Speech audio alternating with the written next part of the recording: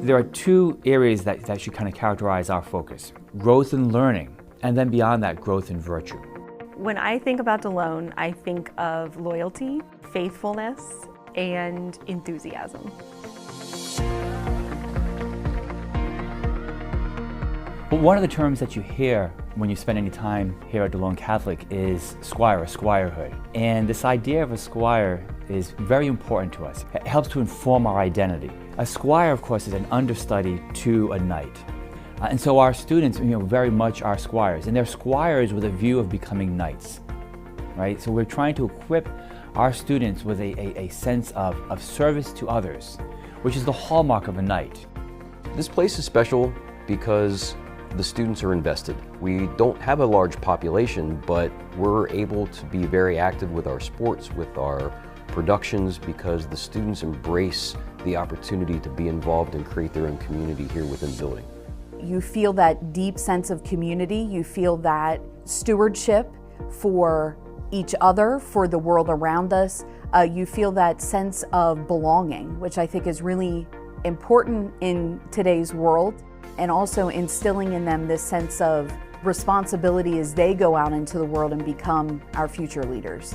I think it's important to know that sending your students to Delone is not just a choice in education, it's a choice in education, it's a choice in your faith, it's a choice in how you want your student to be nurtured throughout their educational career. It's how you want your student to be prepared. It's a community that welcomes all sorts of different people and really comes to know who you are. At Delone Catholic, our motto is to be doers of the word. The rest of that scripture passage is, and not hearers only. Something we talk about a lot in the Sacred Studies department is making sure that the students are not just memorizing facts and concepts, but really taking them to heart and thinking about how they can apply these to their life as a young adult Christian, as a young adult Catholic. I think you don't really understand the gifts of this community until you're really immersed in it. There's nothing like Delone on a Friday night.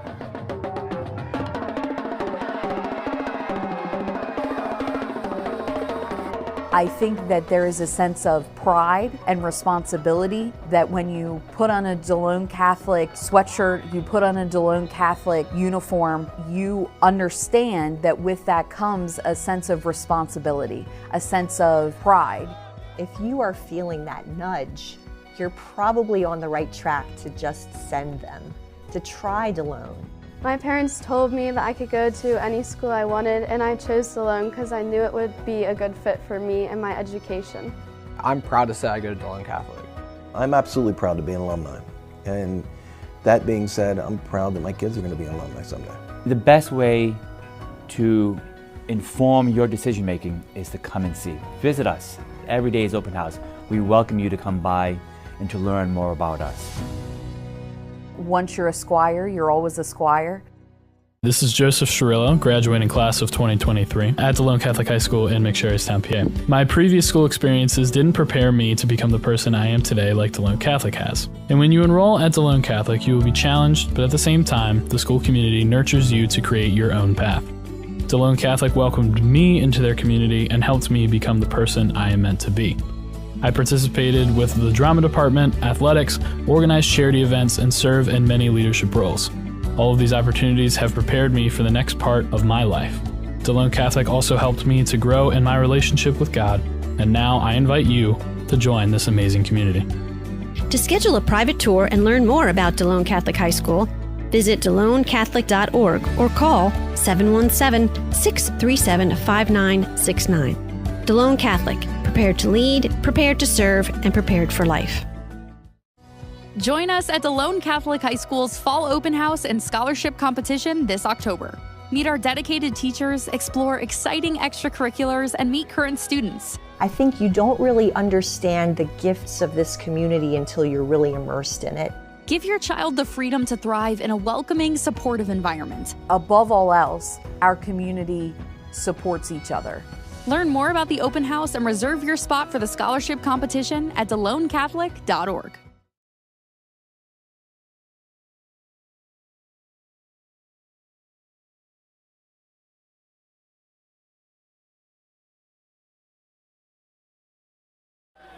Hello everyone, welcome to Delone Catholic High School here on JT Flaherty Field.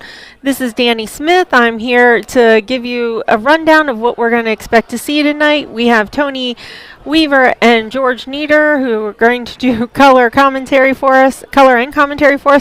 Mike Knoll will be on the camera. Our intern Luke is here with us. My husband Bill is here tonight. We're expecting some other students and alumni to pop up throughout the evening, so I'm not sure who all will get on the air with you tonight, but we do have a fun-packed evening. Lots of information to bring to you, so we're looking forward to having a really fun time here. I know they took the tour through the school. They left right at 5 o'clock. Mrs. Furman is sitting down there under the tent at the alumni table, so if you are here listening to us or you're on your way to us here, make sure you stop over at the alumni table behind the scoreboard, and if they still have any of these knit caps, stop over and grab one. They are really nice Delone Catholic Squires knit caps. So just to give you a quick overview, let me see if I can get the overlay up. Our intern Luke put together a tentative schedule for tonight at 6:05 approximately. George and Tony are going to join us on air here, and they're going to give you an overview of the football festivities this evening. 6:15, the teams will leave the field to get things ready for the presentation of the homecoming court and the crowning of Mr. and Miss Delone. That takes place at 6:20. At 6:35, the marching band is going to perform, and followed by the cheer performance joined by the alumni cheerleaders. 6:50, we expect the teams back on the field, followed by the national anthem and the alma mater, and at 7 o'clock, we're going to have your kickoff. So we're so excited that you're here to join us. We really appreciate you. Make sure that if you are at any of the other games and you're checking on us, you please update the score on Max Preps or is it ScoreStream for the two apps that we use. Of course, if you have the ability to text either Bill or I, if you have our number, please text us with the updated scores. We will be happy to share those out as the night goes on. I'm just looking here. Like I said, let me get started and see what we have going on here. Our upcoming live streams. This is regular season. Of course, we have the all-school mass next week. Let me see the notes here. I think that is the Feast of St. Luke that we are actually celebrating, which our intern Luke, I'm sure, was happy to point out to me. Then October 25th, you will join us for the final regular home season of football for York Catholic, joining us here against Delone. We will be looking at postseason after that. I'll let the guys tell you about what the expectations are of that will be and when we're likely to see that. On November 1st, we will again have an all-school mass. I do not have the schedule for any after season games yet for volleyball or football. When we know more, we will update you either through a live stream opportunity or check out the social media. So you want to keep an eye on what's going on there. We also would like to give a huge shout out and thank you to our Squire Guild members. Trummer Family Dentistry, G&S Foods, Donald B. Smith Roofing Incorporated, McSherrystown Home Association, Griffith Plumbing Services, the McSherrystown K Council number 2551 and the Ladies Auxiliary, Hanover Auto Team, David Ross Orthodontics, Thrivent, Molly Bruce, Conawago Enterprises, Conawago Contractors, UPMC. Thank you so much for supporting our Squires. Without the generous support of our Squire Guild members, we wouldn't be able to do all the things that we can do to support the academic and extracurricular programs of Delone. And it helps the students in their pursuit of excellence. In addition to financial support, you can support Delone Catholic through volunteering as a guest speaker, provide opportunities for students through internships, participate in tax credit programs, and of course through prayer. To reach out to find out more about how you and your business can help support Delone through the Squires Guild, please call Mr. Matthew Thomas. He's our Director of Community Engagement. You can reach him. His email is on the screen. The phone number is also on the screen, 717-637-5969, extension 216, or scan the QR code. That'll take you right to the information on the website about the Squires Guild. So it's a great program here, and I absolutely love the partnerships. I'm hearing about the internships and the opportunities out in the community that our students have access to, and that is in part through the Squires Guild program. So thank you so much to all those businesses who are helping to support our community here at Delone Catholic. There is still quite a bit more to do yet with Homecoming Week. This, of course, was kicked off October 5th with our Powder Puff and football games. On Sunday, October 6th, we had the kickoff of the Squire uniform and banner auction. Strongly suggest you check that out, even just for nostalgia's sake. The banners that used to hang in the gym, the black and gold banners, the PIAA Blue Mountain, the league championships, those are up for auction. You can own a piece of Squire history. Check that out. You can scan that QR code, go to the website, or use the MyDCHS app to link to that Squire uniform and banner auction. Some really great pieces on there. Really check that out, please.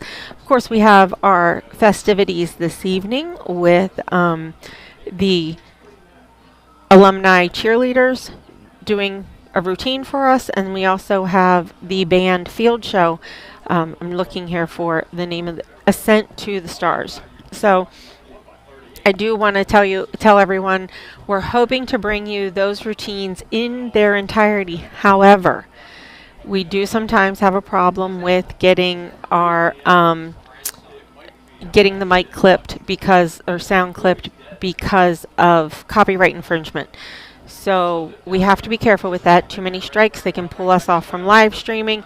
It can mute the entire performance, the entire night by doing that. So we have to be careful with that. So if there comes a point where we lose sound, I apologize. Hopefully we can get that restored back during the play. If not, we can go back after the end of the broadcast and hopefully remedy some of that situation. But that is why we generally don't bring you those performances in their entirety. Saturday, we have the class of 74 50th reunion at the ballroom on Broadway. They are a special guest. They're going to be here this evening. I saw they have some reserved seating. And we also have the homecoming dance for the students at Delone Catholic High School. Wonderful. Time for all. Look forward to seeing all the pictures, and hopefully there is just a great celebration and they have a good time. Sunday, October 13th, our homecoming brunch is here at Delone Catholic High School. I'm not sure if you can still order tickets, but you can check out the link and see if the tickets are still available. So I really hope everyone has a great time tonight. You enjoy the performances and everything that we have to bring you. Quick note before we bring the guys on. NHS and Interact Club raising relief funds for Elizabethton, Tennessee. As you may know if you were here for other live streams, that is the home for Donna Tompkins' sister, and they are still in need of number supplies. They have been, so if you'd like to help them by donating to the TLC Community Center, you can do so through this link, and that will go directly to them. So use the QR code.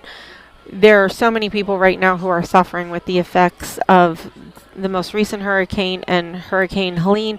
So please keep everybody in your prayers. It's going to take a lot of time to build back and recover from those events. So, but the TLC Community Center is the one organization that NHS, the Interact Club, and the Student Council have decided to focus their efforts on assisting. So if you're looking for a way to help, of course, prayers for all are always encouraged.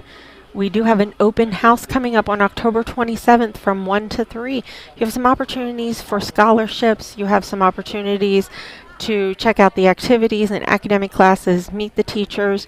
It's a really great opportunity. So scan that QR code, get some additional information. I'm waiting to see if the guys are still planning and discussing, so I'm going to keep going here a little bit. Throughout the evening, you're going to see me put up some slides with different information about activities coming up. I will get an opportunity to talk to you, hopefully at halftime, about some of the sponsors. If not, I might get some time in a little later in between things. We'll see how things go. But please, take note of our Squire Guild members and the sponsors that we have. They've done a lot for Delone, and we'd like to, share the gratitude that we have by promoting them to you. There is a fundraiser coming up, the Tiny Saints. So if you want to support Delone Catholic Respect Life Club, it's an activity here at Delone. Throughout the month of October, you can choose Delone Catholic High School McSherrystown from the list of organizations during checkout when you purchase Tiny Saints from tinysaints.com. Tiny Saints will be mailed directly to your home, and the Respect Life Club will receive a check in November. Tiny Saints make perfect stocking stuffers, so if you would like to buy a Tiny Saint, scan the QR code on your screen. It looks like Tony and George are getting ready here, so I am going to turn things over to them. I'm just waiting for George to mic up here. It looks like they're ready. Guys, I'm going to hand it over to you. Okay, everybody, good evening and welcome to JT Flaherty Field. Homecoming night here at Delone, as Danny already told you. Coach Corey Biddle brings the Littlestown Bolts to McSherrystown tonight to battle Coach Corey Zortman and the Squires. George, both team comes in here at 5-2. I'm Tony Weaver. I'm along with George Nieder. Mike Knoll's going to be on the camera. Luke, our intern, is going to be doing just about everything up here. Danny and Bill Smith are directing and producing the show.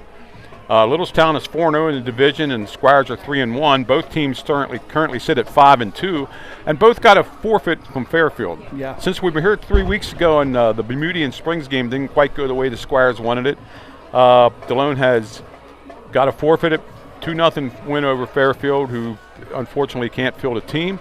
And then last week they beat their arch rival Hanover 40-7, and they're back in tonight, which is a very important game for the district standings.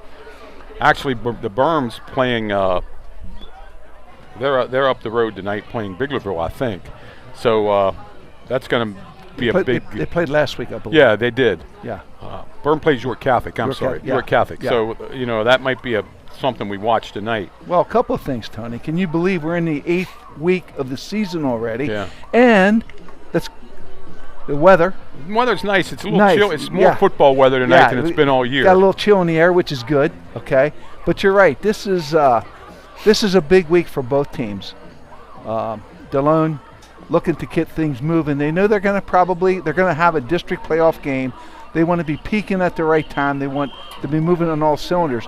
Littlestown moves into really the tough part of their schedule, Tony. Yeah, they have Delone tonight, and they have Biggerville and Bermudian left. It's a and they're sitting right now number 3 in District 3 AAA. Yes. Bermudian's leading AAA. Biglerville is also in there. Yep. So it's for the AAA districts. It's really, these games are really important. Very important. Delone should, if they win 2 of their last 3 or even sweep their last 3, they're going to get a home game, and it's going to be York Catholic again.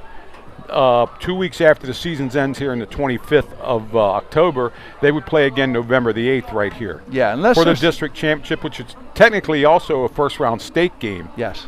So that's why there's a bye there. Yeah, unless something really strange happens, Delone will probably be playing that district game here on their own field. Exactly. Okay. But, last week, Tony, Delone picked up the pieces. They had a bye week, as you said, from Fairfield, couldn't fill the team. Last week they went into Hanover. They won 40-7. Pretty much had their way with Hanover, did what they wanted to do. Braden Smith, he only carried the ball, I think, 10 times. They toned it down a little bit. They got a lot of people involved in the offensive game plan, but he continues to be the leading rusher. Held the Hanover to 7 points. At that point, there was a lot of second and third team people on the field, okay? So Coach Zortman really got all of his players on the field that game. They come back here tonight. This was a week where he wants to really start to fine-tune things and making sure we're playing our best football going forward. Yeah, because, they play York Tech next Saturday down there at York Tech. York Tech's a much improved team. They're not going to be. They're not the Tech of old where you go down there and just walk over. You're going to have to play football. Yeah. And then, of course, they come back here home for senior night and they play York Catholic. They want to make a good impression on York Catholic because York Catholic's coming back in here in 2 weeks. Yeah. No matter what their season is, it's only 2 teams in the district that are in A, so they're going to play for the district championship somewhere. Yeah. So that leads us to. And by the way, before we get too much further into the game here, Coach Corey Biddle, the Littlestown coach, wanted me to give a shout out to his dad, Eugene Biddle, who's down in the villages in Florida. He came out of the hurricane with the best they could. Yeah. He's going to try to. Corey was trying to give him the link to get on tonight. I told him to go to YouTube, DCBN, and hopefully he's watching now because he told him to come on. So and you're down there, Mr. Biddle. I hope everything stays safe. My sister was down there too, and our thoughts and prayers from this whole community are with the folks down there in Florida and also North Carolina, which was devastated. And if you can, I encourage you all to donate to these people in need. They need supplies, they need money, whatever we can do. Please give that very strong consideration. Yeah, it was a double whammy down there for those people. But I just wanted to make sure Mr. Biddle knows that Corey's thinking about him, and hopefully he got tuned into us and he can watch the game tonight. Yeah, George. Like I said, both these Littlestown's still undefeated in the league here. Delone suffered the loss to the Berm. And Berm's sitting right now. If they can run the table, they're gonna have the league championship. So Delone's fighting for second, and also, like you said, fine-tuning things for district now. Yeah. Well, Delone, their leading rushers, Tony Braden Smith leads the way, and Levi Hohenstein and Braden Clayball follow him up in the backfield. I have been impressed with the receivers who have come on between Chris Cole and Logan Ford. Delone has done a good job finding them. Yeah, they got 51 catches between them. I mean, it's 26 and 25. So yeah, and of course, what makes it go is Zach Staub. Zach Staub having a great year here. Zach Staub threw the ball 108 times, but completed 72 for 738 yards, 7 TDs, and only 1 pick. Tony, go back to the Bermudian game. He didn't get the protection he needed to really look downfield and find his receivers. And that Bermudian team is a strong team, and I really thought the key to the game was their defensive line really controlled the line of scrimmage. Yeah, once they got a little bit of a lead, too, they just pinned their ears back and started coming. And, Delone got behind. They kicked the field goal there to make it 32-10. And I'm glad they did kick the field goal. They may need that down the road. Yes. The game was over by that point, and good luck to Bermudian, although they, from what I heard, they suffered an injury that night with the Lua, their halfback going out. Yeah, unfortunately, I think they had 2 another one injuries. the next week. Another one of their linemen went down. And it just happens this time of the year. That's what goes on. The biggest thing, George, I think for Delone tonight, we're gonna. By the way, just so everybody knows, once the festivities start for homecoming, we're gonna break away, give it back to Danny, and then we'll be back in the air after the band performance because we're putting the band on tonight. So we'll be back after that and try to we'll repeat some of the stuff that we said here today. Yeah, because you're right, Tony. Yes. Now, Littlestown's offense, Brody Biddle, he's 40 for 73 times. They threw the ball, 40 completions, 475 yards, 4 TDs, and 2 picks. Logan Conaway's their leading rusher with 564 yards on 96 carries, 6 touchdowns. But they also have Connor Dillon, who's picks up a lot of yards too. So well, Brody Biddle, Tony, he's a senior. He's their quarterback. Logan Conway is a junior. He's the leading running back, and following him up is Connor Dillon. As you said, he's another senior running back. Okay, I think Colton Cabrick is the one leading wide receiver. That's how I'm going to say it. Yeah. Cabrick, I believe it is, and Garrett Hooper, I believe I pronounced that correct. He's a senior. Okay, he's another wide receiver. So we look for them to be the leading offensive principals in that offense for Littlestown. And another thing, I'm sure you can see it from our camera angle here. The field here at Delone's been really used the last week. I mean, soccer games, field hockey game, and it still looks great. Still looks pretty good from here. Whoever worked on it and put the lines down, I mean, with all the rain we had the week before this stretch of nice weather, this field was taking a beating, and they got it back to where it's playable now. Tony, one of the things we didn't talk about, we talk about the importance of this game, the importance for Delone, the importance for Littlestown. But this is a very strong rivalry game between two very proud programs, two very good winning programs. These kids know each other, they get after each other, and that's going to enter in and factor into this contest. Yeah. And, of course, Corey Biddle, Corey Zortman, they know each other pretty well. I know Corey Biddle really well, too. Great guy. Wish him all the luck in the world, except for tonight. Yeah. I mean, we try to do unbiased announcing here, and I think we do a pretty good job of that, George. But, we are Delone announcers. Yeah. Tony, anything can happen in a ball game. What we saw last year, we did not do the game on the air last year. It was at Littlestown, but we were there and we saw that game. And I think it's a fair statement to say that Delone went in there and they stole one last year. I really think they did. Well, they had Braden Smith had not a career night, but up to that time a career night for him. Broke that long 70-yard run. Delone had 2 long drives, and that was about it. Yeah. And the 2 long drives ended up with both touchdowns. And Littlestown was going in for a score, got a holding penalty, got moved back. Yeah. Missed a couple field goals along the way, too. Missed a couple field goals and a couple of penalties at key times really stalled their offense and hurt them. And that was a big factor in that game. And I think Coach Dortmund, from what we talked to earlier in the week, knows he went in there and stole one, and he don't want that to happen tonight. No, he wants to come out. He wants to control the game. A couple of things we talked about a couple weeks ago with special teams. What we've seen in the last couple of weeks, our kickoff team looks a little bit stronger. Our kicker's getting the ball down to the 2-3 yard line, sometimes into the end zone. But the coverage, Tony, the coverage seems to be better. Yeah, and it has to be. I don't know if Littlestown has quite the burners that the other teams that we played, like Lancaster Catholic when they had that return, and Delone. But early in the game, the first 4 or 5 games, they gave up a lot of returns on punts. And another thing we got to talk about, I know it's hard to say, but with turnover ratio, Littlestown's sitting out there at a +2. They have 2 more takeaways and giveaways. Delone's a -4. Yeah, that means Delone. Staub has only thrown 1 pick, so they're putting the ball on the ground. Fumbling the ball. Yeah, too much. And nothing. Any football coach would tell you, nothing turns the game around more than the turnover. Yeah. You know?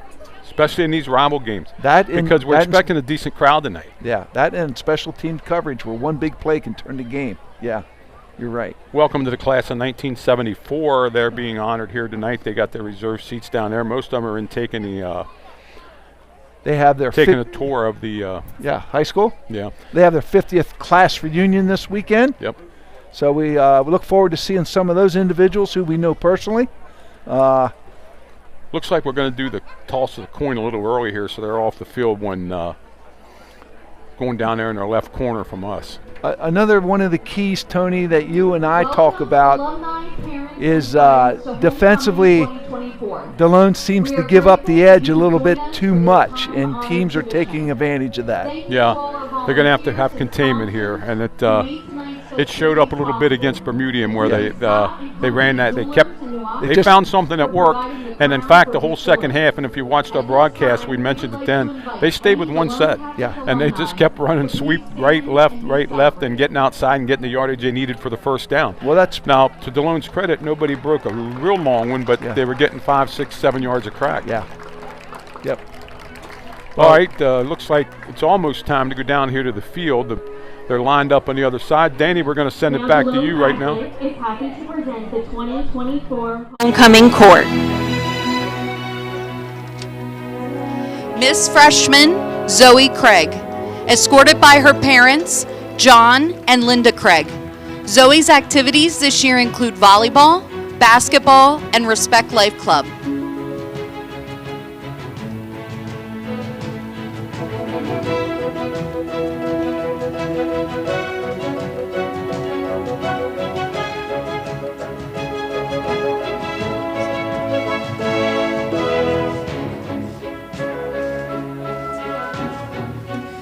Miss Sophomore Vivian Storch, escorted by her parents, Shannon and Jacqueline Storch. Vivian's activities this year include track and field and cross country.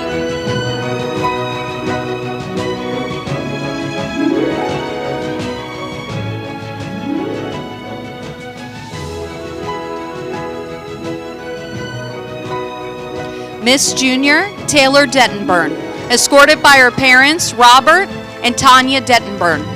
Taylor's activities this year include cheer captain, National English Honor Society, and Mu Alpha Theta Honor Society.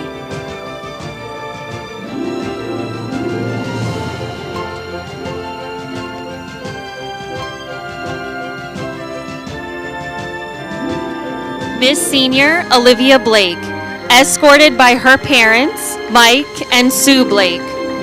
Olivia's activities this year include varsity cheer captain, National Honor Society, prom committee, and student athletic advisory committee.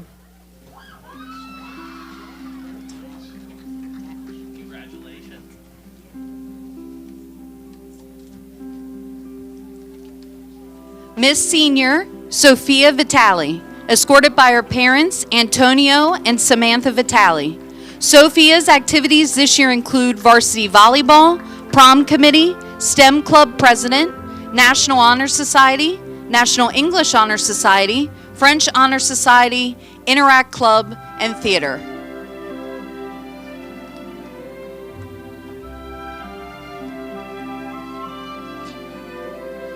Miss Senior, Josie Schuschler, escorted by her brother and sister, Zach and Taylor Schuschler. Josie's activities this year include National Honor Society, Spanish Honor Society President, National English Honor Society Vice President, Mu Alpha Theta Math Honor Society Vice President, Tri-M Music Honor Society Secretary, Respect Life Club, Varsity Basketball, Golf, Student Athlete Advisory Committee, Kairos Core Team, and theater. Miss Senior, Camilla Zepeda, escorted by her parents, Luis and Raquel Zepeda.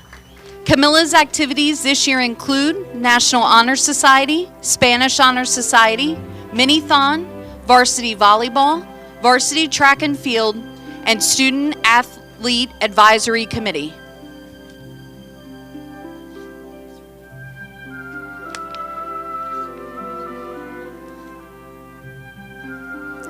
Miss Senior, Sophia Kennedy, escorted by her mother, Melody Kennedy.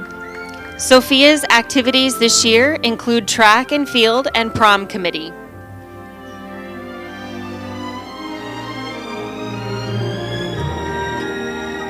Mr. Senior, Chris Cole, escorted by his parents, Charlie and Salome Cole. Chris's activities this year include football and baseball.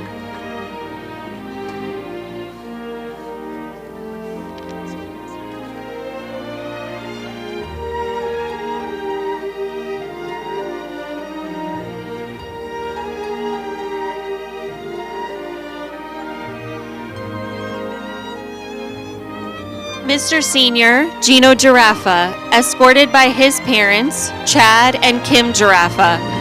Gino's activities this year include French Honor Society and golf team captain.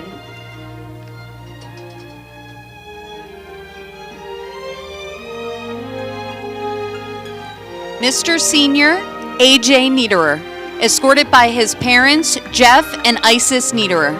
AJ's activities this year include soccer captain.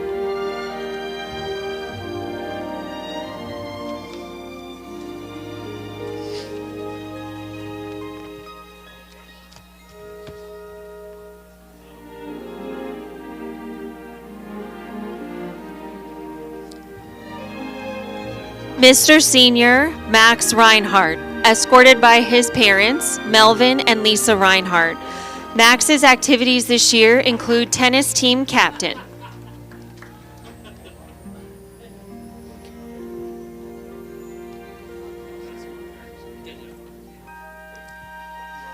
Mr. Senior, Austin Craig, escorted by his parents, John and Linda Craig. Austin's activities this year include golf team captain, lacrosse team captain, and wrestling.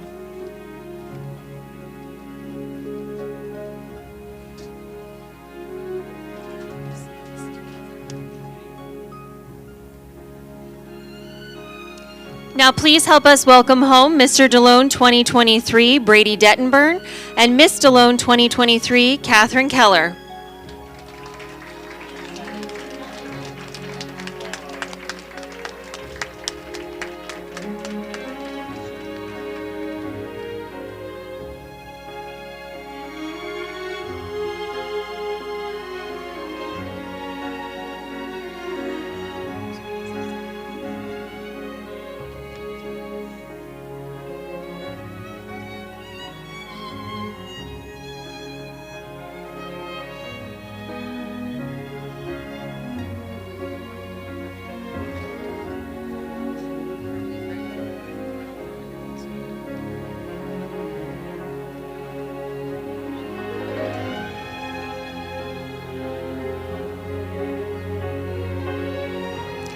And now, Delone Catholic is proud to announce Mr. Delone 2024, Gino Giraffa.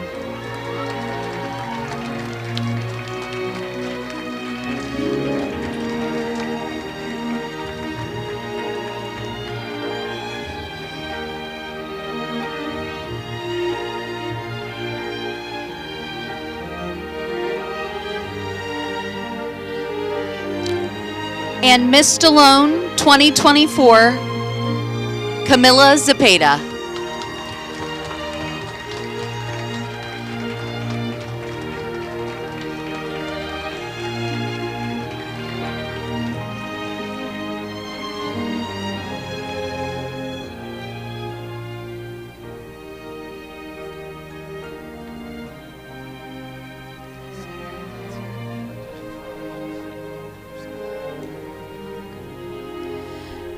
The homecoming game and crowning are the culmination of an energetic and Disney-themed Spirit Week.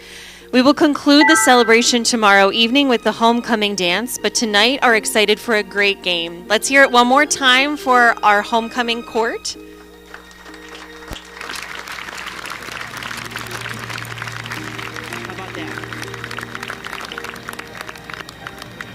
Okay, have it plugged into the AV hole.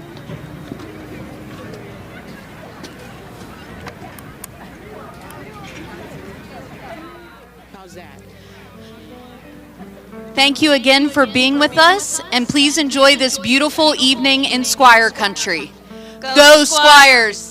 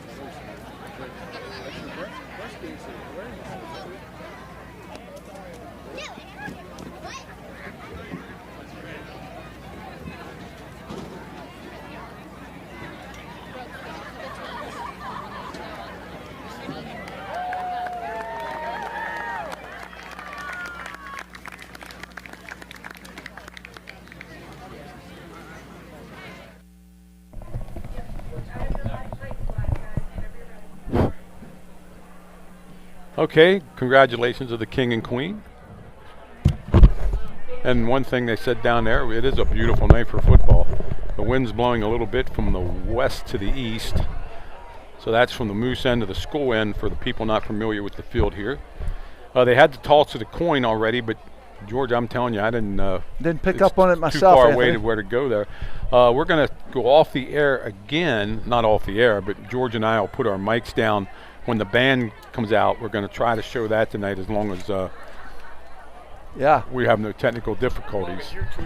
Yeah. Well, a lot of things going on here tonight, homecoming, Tony. And here's another factor. It looks like we have alumni cheerleaders that are going to be helping out. Oh yeah, I didn't even notice that. Yeah. Down there, and we might have some alumni band members. And I'm just going to say they're from various years. Yeah. Various years. Yeah. Okay. A couple years back there. Yeah. So. Like I said, the class of '74 is being honored tonight. Most of them went in toward the school. Eric Lawrence took care of that. And so let's set up what's going to happen here. We're going to go to the band, and then we'll come back after that, have the national anthem and the alma mater, and then we'll have the game. And Danny, correct me if I'm wrong, at halftime we're shooting it back to you for some more stuff. So stay tuned at halftime. There's going to be some interesting things going on at halftime. So we're going to have our band come on here shortly, and it looks like the Littlestown band is here, and they'll probably do the halftime show. They'll do the halftime show. Yep. I'm trying to see if any alumni members, it doesn't look like it, get into the band down there for Delone. It looks like the same people. So once they get on the field here and get set, we'll turn it over to the PA announcer again, and we'll try to get all the stuff in the band here.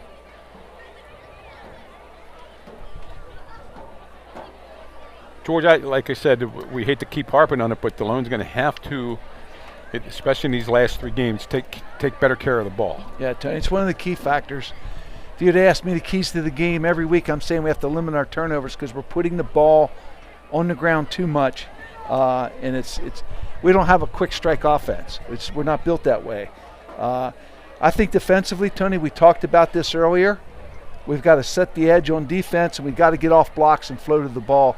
Bermudian had their way, running those sweeps and those counters wide, and they got to the edge, and we couldn't get the ball back. They just kept driving and maintaining sustained drives. And if we go back to the first game of the year, Susquehannock, which I know is eight weeks ago, Pacunas, the quarterback for Susquehannock, had the same success. Now that was a very close game, 20-16, but he had the same success getting away from containment and going around the ends. And that's been we're going to have to clean that. Delone's going to have to clean that up. Special teams coverage, Tony. We talked about that earlier in our program here this evening.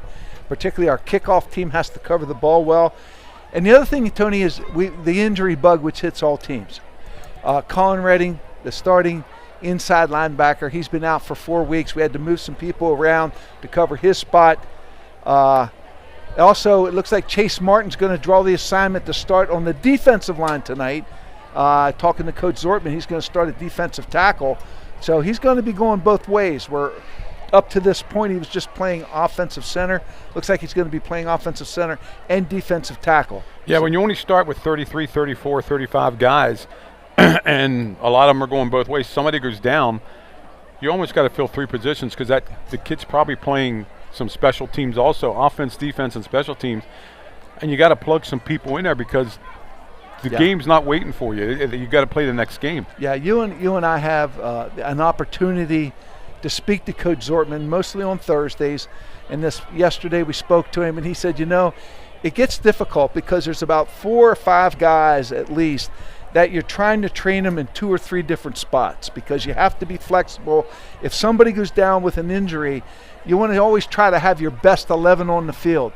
And that means you got to move 1 or 2 people around to get that next guy onto the field. Yeah, and the best 11 each week isn't the best 11 each week because naturally you're going to have a kid or 2 banged up and it's not going to play. That happens even when we played. Yeah. But it magnifies itself when you only have 33. And actually that's what happened to Fairfield. They started the year with 17, got a couple dinged up. You can't go into a game, at least a varsity game, and play with 12, 13 guys. You can't do it. And what we're talking about there is taking one of your better athletes who's a really good athlete. He may be playing in the secondary. You might have to move him up the defensive end. You may have to put him at outside linebacker. He's playing different positions, okay? Yeah, and that's got to and talking to Coach Zortman, it frustrates the coaches, but he understands it frustrates the player too. Mm-hmm. You're just getting used to this, and you got to go here. Yeah. But for the betterment of the team, and we've seen that over the last 3 or 4 years here, where people would move. I can remember Alex Timmons wanted to be a back, but thank God he converted into one of the best linemen around. Yeah, when you're moving people around, Tony, what some people don't understand is you become very susceptible because of lack of familiarity. You missed assignments, and people don't in the stands think, "Oh my, what happened there?" You don't get the constant repetition at the one position that you normally would get if you're fielding a larger number of players on a team. Exactly. You don't, and if people in the stands don't know that that's a new position. Well, I'm sure his parents do, but I mean everybody else don't know that that's a new position that the athlete's probably playing. Yeah. And at a school like Delone, it happens in a lot of the sports, not just football. Yep. So hopefully Mr. Bitt will get in down there at the Villages. My sister's down there in the Villages also listening. I'm sure Marty Klonk's hooked on now, listening down where he is. Ascent to the Stars. In this year's show, now, tell you what, we're going to send it over. The band's going out there. We don't want to miss anything. Go ahead, Danny. By Samuel Hazo, whose soaring melodies evoke the thrill of reaching for the unknown. Next, we'll venture into the cosmos with Gustav Holst's iconic Chorale from Jupiter, transporting you to a world of intergalactic wonder. And finally, we'll touch down on Earth with One Republic's catchy and uplifting Counting Stars, an anthem of hope and inspiration. This year's band is under the direction of Joe Mummert and Assistant Director Josh Viscoso. Our percussion instructor is Sarah Viscoso, and our drill designer is Eric Von Sass. Student leaders this year include William Frizzell, percussion section leader, and Monica Martz, wind section leader. Our equipment managers are William Frizzell, Tim Martz, and Jacob Detter. Our uniform managers are Monica Martz and Genevieve Ricucci. Join us as we take you on this musical adventure through the stars as the 2024 Delone Catholic Marching Band presents Ascent to the Stars.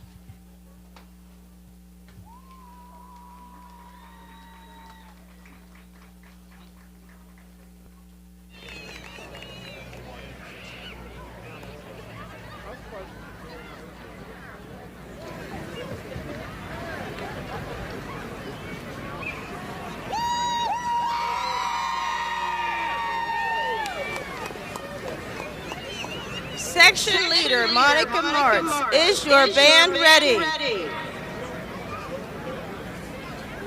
You may begin your performance.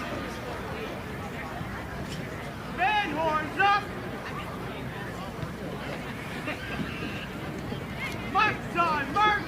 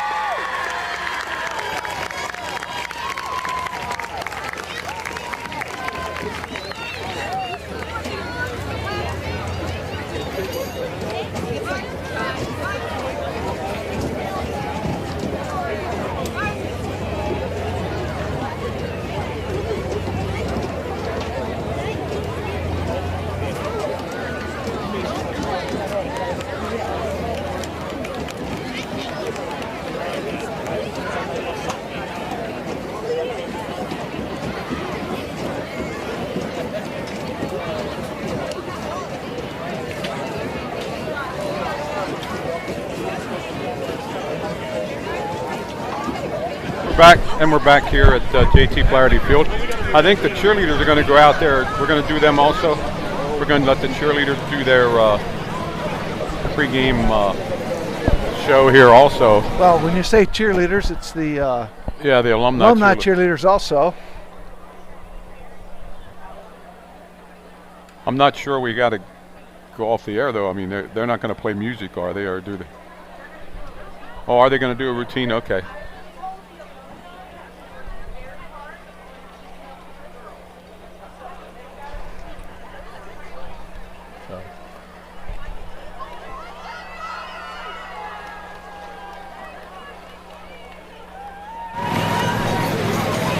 And we're back with the PA system, I think. We got both now?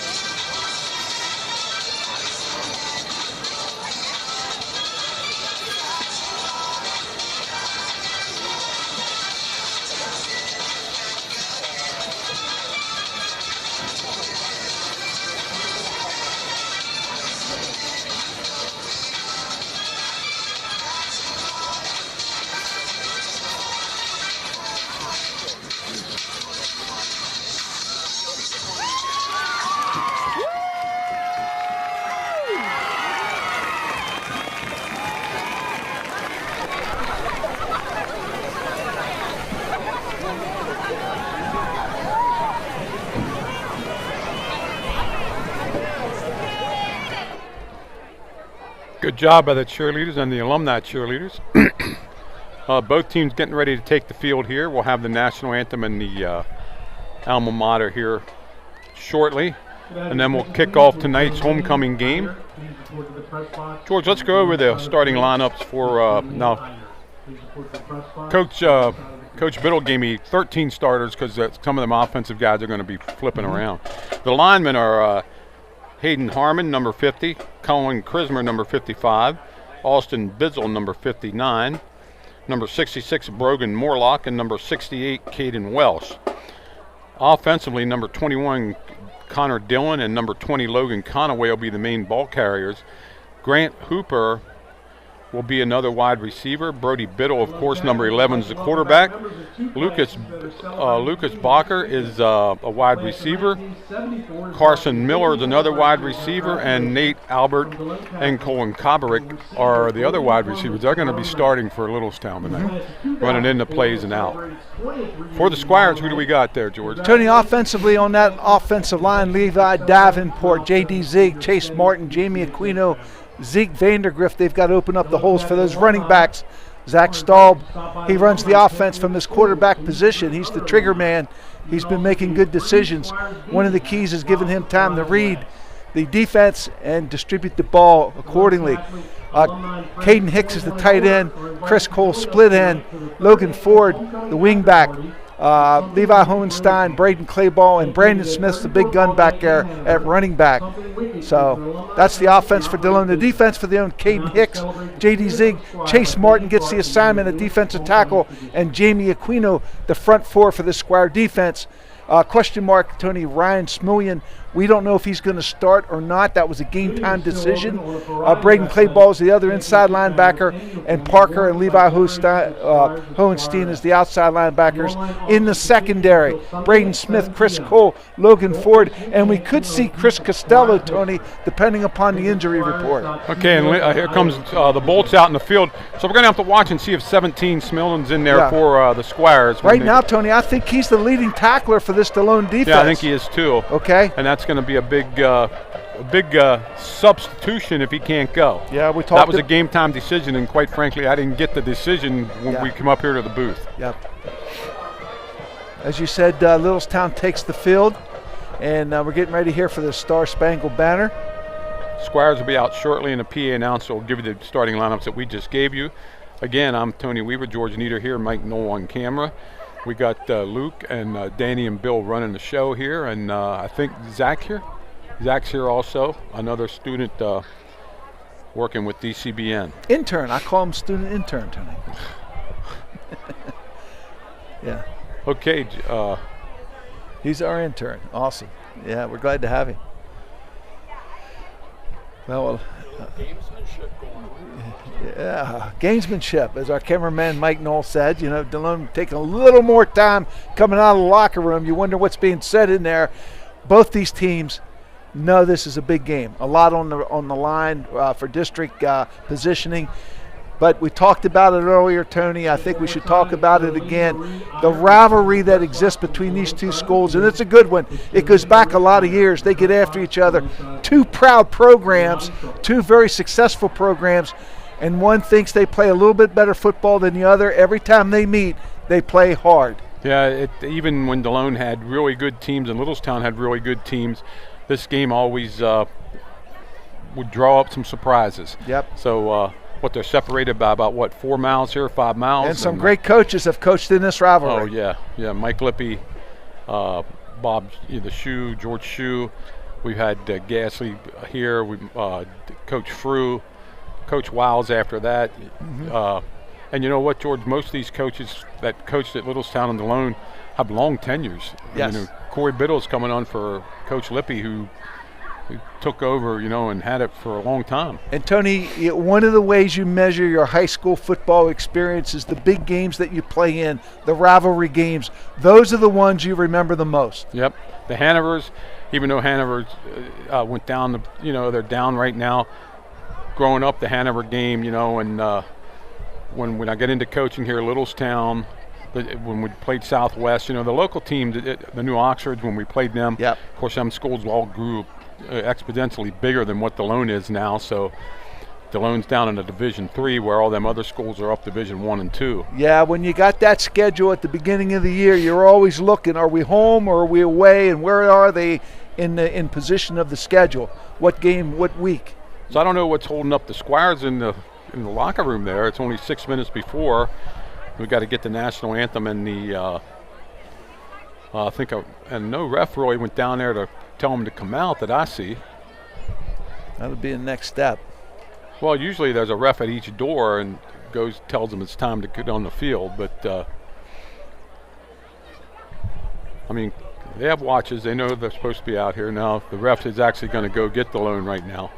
Yep, he's going right now, and this would be a good time to do a shout out for everyone who's listening, for our neighbors in North Carolina and our neighbors in Florida who were devastated by the current hurricanes and floods. If you can all just think for a moment the impact that that's had on them and their families and their situation. If you can reach out and help them with supplies or donation to like the American Red Cross, please consider to do that. As Americans, helping one another has been a trademark of who we are in the history of our country, and it's something for all of us to take into consideration. Right before the ref gets to the door of the shack, here comes the Squires outside, and they'll be on the field here shortly, and we'll have this kickoff very shortly here to start this homecoming contest for the Squires. So this is the 5th game, home game. We got next week Delone travels to York Tech on Saturday, a Saturday morning contest, and then we're right back here in 2 weeks for York Catholic. And then hopefully we're right back here 2 weeks after that for York Catholic again in the district championship game, which would also be the first round state game. Yeah, a little odd, Tony, to be playing someone back to back.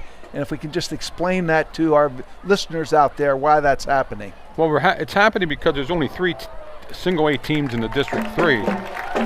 Fairfield was one of them, and Fairfield would have had a chance to play, but of course they can't field a team. So it basically came down to Delone and York Catholic. Now, Delone, once they get to the states, if they get to the states, they'll play the winner of the District 1, District 12 game. District 12 only has 3 teams, and District 1 only has 2 teams. Yeah.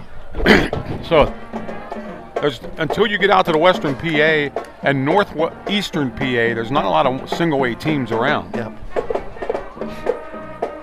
You get out there to some of the hilly countries around in Pittsburgh area and Erie area. There's a lot of single A teams out there. Yep. Good evening, ladies and gentlemen, and welcome to Squire Country. We would like to welcome you to J.T. Flaherty Field on the campus of Delone Catholic High School for today's varsity football contest between the Littlestown Thunderbolts and your Delone Catholic Squires. Regardless of the outcome of today's game, we ask that all spectators consider the time and effort that each of these young student athletes have put forth to represent their school. The purpose of this activity is to provide positive learning experiences and opportunities for personal growth for the students, athletes, officials, and spectators. No handheld signs and/or banners or noisemakers are permitted. Any spectator by their actions or behavior interfering with this contest will be removed from the stadium. Thank you in advance for your cooperation. George, I see 17 out there warming up for Delone, so Smell, you might be able to go tonight. That's a good sign. Please use either the Delone Avenue exit or the South Street exits in the direction of the school building. In case of weather-related delay, spectators are asked to exit the stadium to their vehicles until play resumes. In the event of sudden cardiac arrest, the closest AED can be found on the sideline with the Delone Catholic Athletic Trainer. And now let's meet today's starting lineup. Captains are getting ready to go out in the field here. Like I said, the toss of the coin was already done around 6:15 down on the left, the school end. At defensive back, number 3, Nate Albert. At cornerback, number 5, Carson Miller. At linebacker, number 8, Lucas Bacher. At safety, number 11, Brody Biddle. At linebacker, number 20, Logan Conaway. At linebacker, number 21, Connor Dillon. At defensive line, number 50, Hayden Harmon. At defensive end, number 55, Colin Krismer. At defensive end, number 59, Austin Bitzel. And at defensive line, number 68, Caden Welsh. And now for your Delone Catholic Squires. At tight end, number 6, Caden Hicks. At split end, number 8, Chris Cole. At split end, number 9, Logan Ford. At quarterback, number 10, Zach Stahl. At running back, number 22, Braden Smith. At running back, number 26, Braden Clayball. On the offensive line, number 50, Jamie Aquino. At offensive line, number 59, Chase Martin. At offensive line, number 77, Zeke Vandergrift. At offensive line, number 78, Alex Lagelsberger. And an offensive line, number 62, J.D. Sig.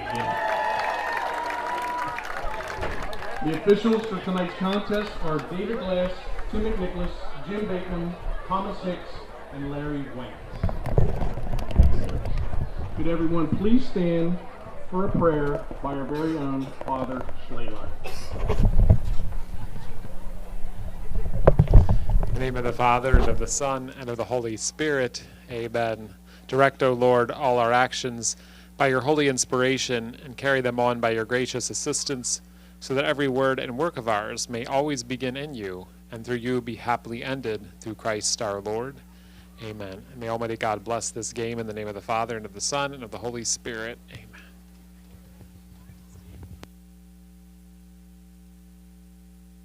Please remain standing, and gentlemen, remove your hats for the singing of our national anthem and alma mater by Miss Ashley Heacock and the Squire Marching Band.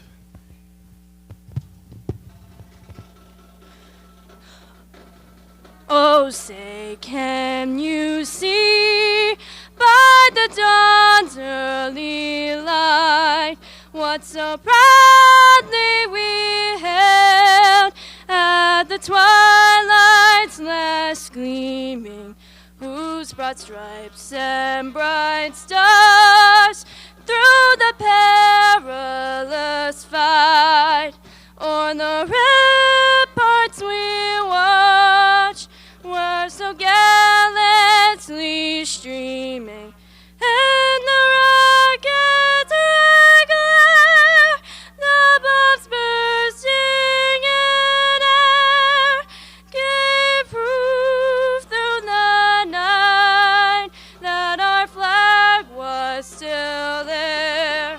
Oh, say does that star-spangled banner yet wave o'er the land of the free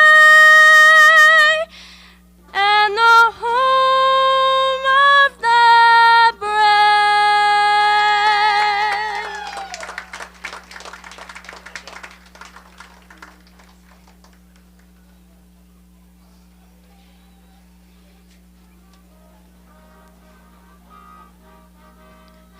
Come, raise your voices, join in our heartfelt praise. To our high school, let us sing. To our high school, let us sing. To our high school, let us praise our loyal song.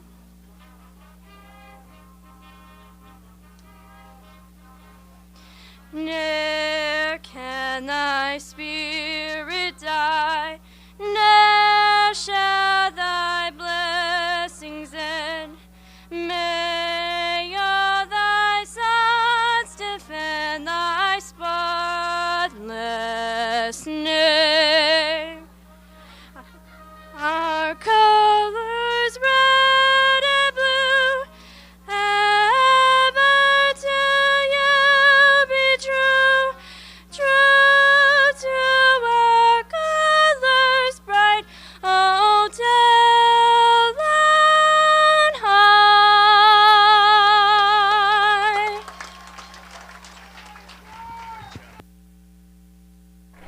And George, we saw that Delone did win the toss and deferred. They will kick towards the school. Littlestown will defend that goal. So we're getting ready to go here. Back deep for Littlestown. Like numbers. Is that number 20 is on the one side over there, Logan Conaway, and this one over here is number 13 maybe. Garrett Hooper.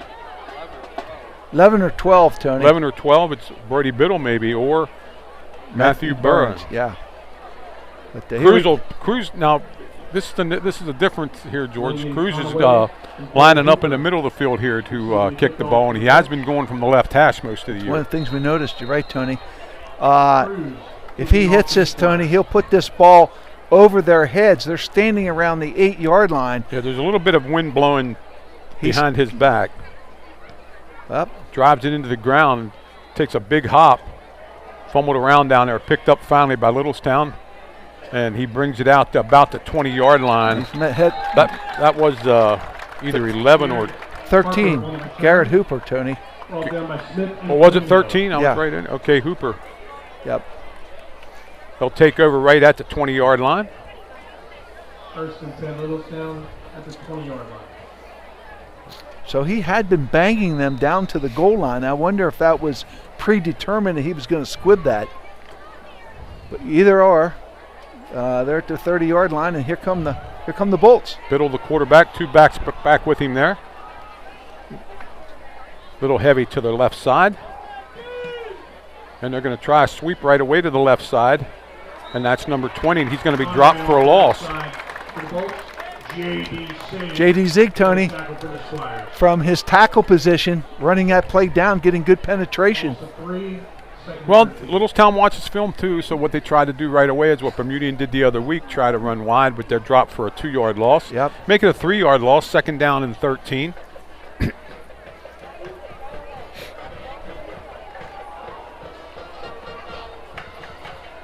Great picture tonight on Biddle again has him up, 2 backs, same set. Running across the formation. Biddle back to throw, has a man out here in the flat. It's complete to number 13. He's going to have the first down up the sideline a little bit, knocked out of bounds at the 38-yard line. That was number 13, Garrett Hooper. It just looked like, I don't know if Delone was in a zone or a man-to-man, but nobody went with the motion man. Nobody went with him, Tony. Nate Albert was the wideout. He ran the defender off the line of scrimmage. No one went with the motion man. Once he caught the ball, no one was within 12 yards of him. That's a breakdown on the defense by Delone. And Biddle put the ball right where it had to be, and Hooper turned it up the field. Very strong now to the left side. Motion. Going to run a jet sweep that way. Yeah. And number 1's not going to get anywhere. He's dropped at the line of scrimmage. That was Colton Cabrick. And let's see if they mark him back at the line of scrimmage or bring him down for a loss there. Yeah, Levi Hohenstein in there leading the tacklers, about 3 or 4 of them, Tony. But that play, like any other play, is only going to work if you can control the line of scrimmage. Delone was well across the line. They got the penetration there and made the tackle. Yeah. Let's call it no gain, 2nd and 10. Littlestown has the ball on their own 38-yard line. Trips over to the left side. Single back to the left side also. Biddle has a high snap. He's back to throw under a little bit of pressure. Nice play, a screen pass. Going to have the first down up the midfield, the number 21. Great call by the coach over there. Connor Dillon's scraped his way up the midfield. You're right, Tony. Great call. Spread Delone defense out, run the safeties off. The defensive line took off, penetrated. Nobody had screen responsibility. He picks up 12 yards and a first down. I like the call. Good call, good execution. Quarterback drew the defensive line into him and then released the ball perfectly. Split wing this way, slot, motion across, over to Trips. Up the middle, try to run. Conway's going to get nowhere. He's dropped in the loss. Now that is a loss of about 2 yards. J.D. Zieg, Tony, making his presence known, coming across the line of scrimmage, shooting across, dropping him for a 1-yard loss, making first contact. So call it 2nd and 11. Down to 9:25 left here in the first quarter. First drive for Littlestown.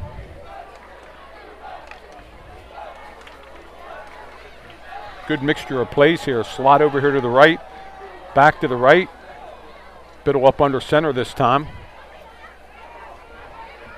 J.D. Zig again, Tony. They try to trap, and it didn't never develop because J.D. Zig had way too much penetration again. J.D.'s coming off the line of scrimmage very quickly, Tony. He came to play tonight, no question about it. Dropped for another loss, 3rd and 12. I've got him for 3, maybe 4 tackles already. That was a good play because it looked like the quarterback was going to waggle out here, but he handed it off in a trap and didn't go anywhere. Big defensive play here for the Squires, trying to get off the field here to start the game. Nice crowd here developing at JT Flaherty Field. Trips over this way. Slot to the other side. Biddle's in the shotgun. He's back to throw.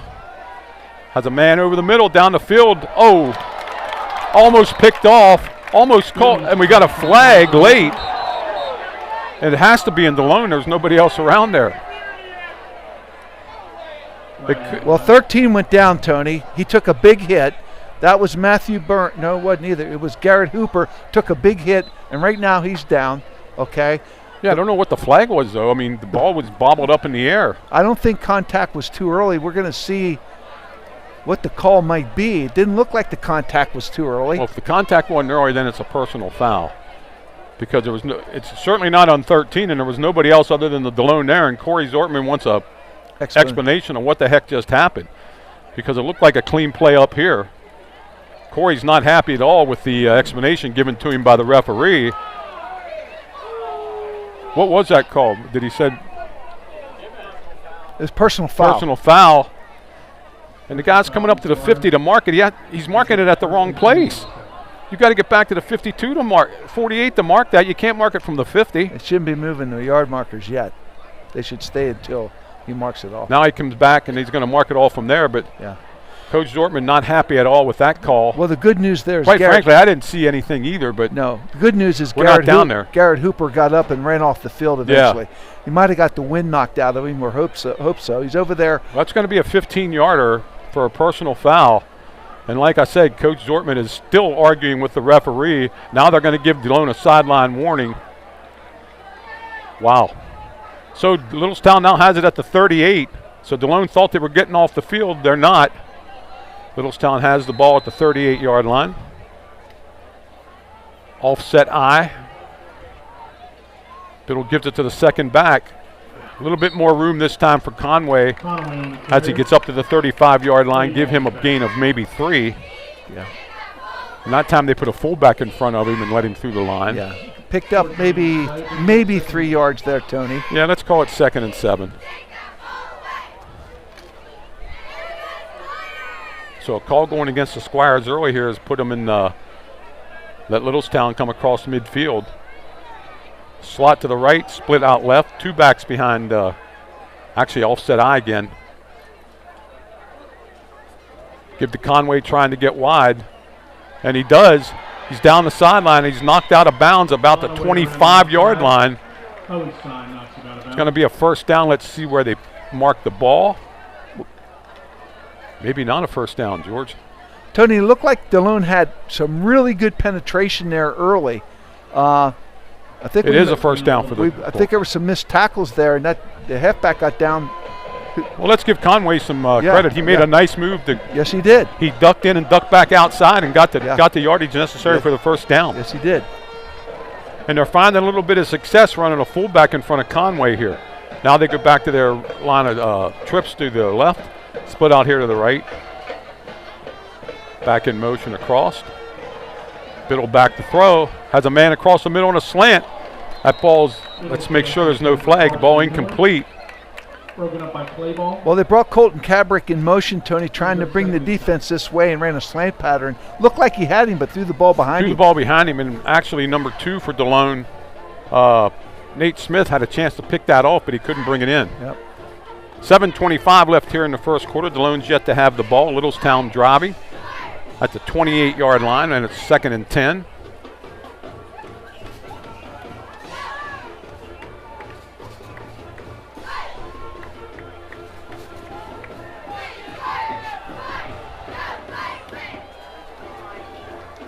Offset I. Biddle takes the ball, gives it to Conway. Conway's not going anywhere this time. He's dropped. Let's see what they finally do mark it. The whistle blew. They're going to mark it at the 29, so only a loss of 1. 3rd and 11, so the Squires again have a chance to either, well, I guess it's 4-down territory now. Under 7 minutes. Looked like Levi Hohenstein might have made first contact defensively, Tony, from his linebacker position, but a host of Squires right there. But you're right, they seem to have more success with the lead blocker in front of the running back. Littlestown brings 2 wide outs with a tight end this way. Ball's up in the air. Biddle's going to keep it, and he's going to be dropped. But, you know, he hustled ahead there and pick up 3 yards. Yeah, he did. Good surge by Biddle, and that's going to bring up a 4th down and 9. And they'll go for it. And Smully in on the tackle. Brings up 4th down. Garrett Hooper comes back into the game, George, so we're good to see that. Yes, it's good to see that. Hooper's up, and he's coming back in the game. Yep. We're going to be under 6 minutes, though, till Delone gets the ball back. If they can keep Littlestown from getting a first down here, they need all of 8 yards. Here comes the trips to the wide side, Tony. Trips to the wide side. The back's on this side, too. Single receiver over there to the left. Biddle back to throw. He's under a little bit of pressure. Gets it across the middle. Overthrows Hooper. It's almost a play that they called the penalty on earlier there. Yeah, it looked like it, Tony. Garrett Hooper was open, Tony. He just missed him. He was. He threw it a little high. Hooper made a nice try for it, but cannot haul it in. Yeah, if he puts that ball in the money, that's 6 points. So Delone's going to take over at the 26-yard line, 1st and 10. Zach Staub into the game to lead the Squires up to the line of scrimmage here. Littlestown got what they wanted there, Tony. Just did the final execution. I'm very impressed with the play calling over there by Littlestown. They moved the ball around that time, the different formations. Delone comes out, double tight end set.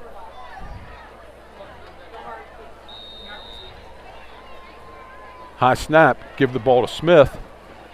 He's going to find running tough over there, maybe a yard. That's about all. Give him a yard, 2nd and 9.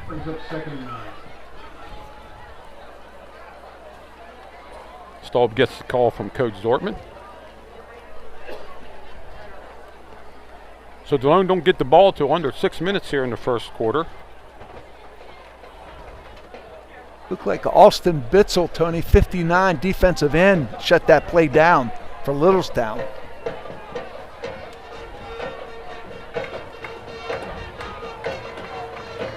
Looked like a mix-up there. I'm not sure they ever got the play they wanted off there. And Smith gets dropped right at the line of scrimmage, and that's going to be 3rd and long now for Delone. It looked like they wanted to try to run that inside counter reverse, and it just didn't go. Wasn't there.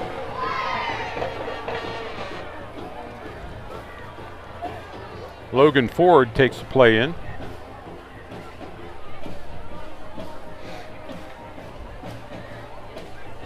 .436 left here. Staub's alone in the backfield. Squires have trips this way, a tight wing set the other way. Staub back to throw, gets it out here to Ford. Ford has it, makes a man miss, and he's going to be awful close to the first down, but I don't think he has it. Now he's going to be a yard. I think he's a half a yard short. He's a yard short. Big decision now for Coach Zortman. It's a good yard and a half almost. Yeah, good job by Logan Ford, Tony, picking a lot of that up on his own. Looks like the Squires are going to go for it.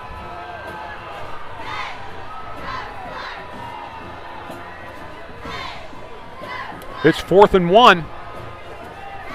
Squires are going to come up to the line here and go for it. 2 men in the backfield. Littlestown's all 11 men up there within 5 yards of the line of scrimmage. Give to Smith, and he's not going to get there. No, penetration, Tony, 21. Way too much penetration. Way too much penetration. I think it was Connor Dillon, Tony, from his linebacker position, number 21, with the first hit. Delone did not get the movement they needed off the line of scrimmage. They actually lost a half a yard there. So with 3:36 left here in the first quarter, Delone turns it over deep in their own territory. And they're going to mark the ball at about the 35-yard line, so that was a loss of a yard for Delone.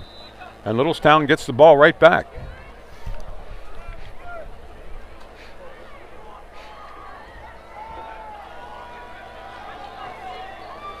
Littlestown again, heavy to the left side. Give to number 21, and he's going to try to get around, but it looks like Smilling got him, number 17. Well, Tony, that was a great read by Ryan. Connor Dillon tried to get wide, but he just blew the hole and blew it up. Ryan from his inside linebacker position, scraping across, taking a good angle to the ball and making a good tackle. excellent job, just the way textbook, the way you teach it. 2nd and 13, and both teams having trouble getting a running game untracked here. Littlestown now comes heavy to the right side. But a little tighter. Conway across the back. 2 receivers both ways. Looking. Throws it out to the flat. And the ball was tipped at the line of scrimmage right off the bat, so that don't go anywhere. So it's 3rd down and 13. I think Chase Martin might have got a hand on that, Tony. Might have been Chase Martin. I'm well, not it was sure. one of the interior linemen that got it. Yeah. It didn't get out there far enough. Yeah. But, you know, in reality, they're giving Biddle plenty of time here to throw the ball. Yeah, he was throwing that on the break, on the receiver's break. So it's 3rd down and 13. See if they want to try to get it all here. They want to pick up enough to make it a manageable 4th down because they're not going to punt the ball from here. 2 receivers either way. Here comes the blitz. Biddle back to throw. Has a man out there. Oh, almost picked off by Logan Ford. Had it in his hand, or was that Chris Cole, number 8? I think it was Chris Cole, Tony, knocked it out of bounds. It looked like he might have been able to intercept that. No, it was 9 Logan Ford. Logan The Ford? guy down here said it, yeah. Pretty tough for us to see number than. Let's see what Littlestown's going to do here. I think they'll punt Delone deep. They're going to punt Delone deep. Yeah, I like this call, Tony. Punt them deep in the hole. It looks like play ball back deep for the Squires. But I'd be making sure they punt the ball here. Good snap. Ball's going to roll dead at about the 12-yard line. That's where the Squires are going to take over. So the gamble didn't really hurt them. It did flip field position a little bit, though. Yep. So. George, we got a shout out for somebody? Tony, we got a shout out here. We have a moment for Big Al Bidding, former voice of the Littlestown Thunderbolts. Okay, he's watching his grandson Carson playing for the Delone Squires. And Big Al, I understand you're up there in Perry County. You're listening to the broadcast. Hope you're enjoying it. Hope you're doing well. So here come the Squires at the 12-yard line, 1st and 10. Everybody wide out. Delone's going to try to run it wide this time. Play ball's trying to get wide, and he's going to be dropped at the 9-yard line for a 3-yard loss. Yes, Tony. Number 8 in there for the Bolts, Lucas Bacher. All down by Miller and Conway. Yep. Good pursuit by the Littlestown defense, Tony. 2nd down, and Delone cannot get this running game going, and neither can Littlestown. 55, 50.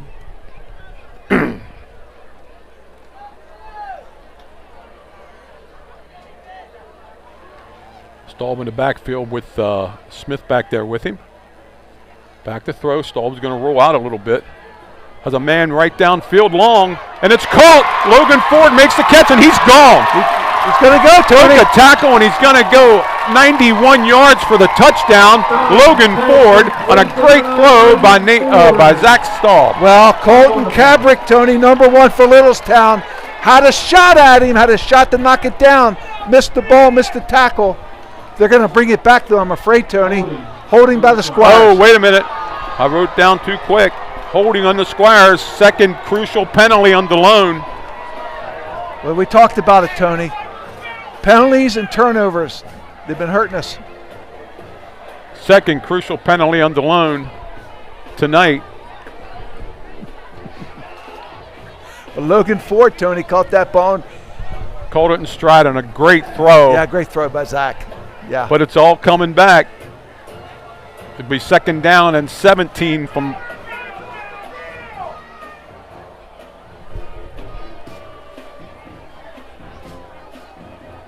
Delone has 2 crucial flags go against them tonight already.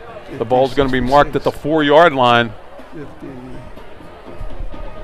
2nd down and 17 yards to go. Bring it down at the 4-yard line. Staub has it, gives it to Smith. Smith breaks it up over. He breaks it up to the 15, gets a good chunk of it back, but it's still going to be 3rd and about 7. Well, it's a good run there, Tony, to get some of that back, and you're right. He was running low to the ground, keeping his feet moving, breaking some tackles. Yards after contact, Tony, pretty substantial there. He got 11 yards to make it 3rd and 7. 1:15 left here in the first quarter. So a 91-yard touchdown pass would have been close to the school record. I would take it. It was called back and a hold. Beautiful play. Squires come up needing 7 yards to keep the ball here. Staub gets the ball, rolls out. Another penalty. I don't know if we have encroachment. Well, we're going to find out here in a minute. It's against Littlestown, I think. I do think they came across the line. Well, the ref already pointed offsides, Yeah. Littlestown. They were bringing their linebackers, and they just jumped a little bit early. So that's going to give Delone 5 easy yards and make it 3rd down and 2. See if that changes anything up for Coach Zortman's call. 3rd and 2, the ball right now, the nose of it on the 20. 3rd and 2 for the Squires. 52 seconds left here in the first quarter, no score. At the end of the first quarter, we'll try to give you scores from other games, if we can get them in. Squires 3rd down and 2. Staub has it. Smith has the first down, breaks it out. He's up at the 40 and goes down on a nice number 7 on a saving tackle there for Littlestown. Brody Clayball just got an ankle. Tony, you and I are seeing it from up here. Braden Smith's getting better and better each week with his ability to see the hole and make the cut and get upfield. He made a nice cut there, and he was gone, but 7 got his shoe top and brought him down. He made some people miss, and that's what good backs do. I'm not sure why the clock isn't running. Did he go out of bounds? Not sure why the clock's not running. Smith again. This time he's going to get maybe, he's snuck up there for 4. Give him 3 anyway, and that's probably going to be the end of the first quarter.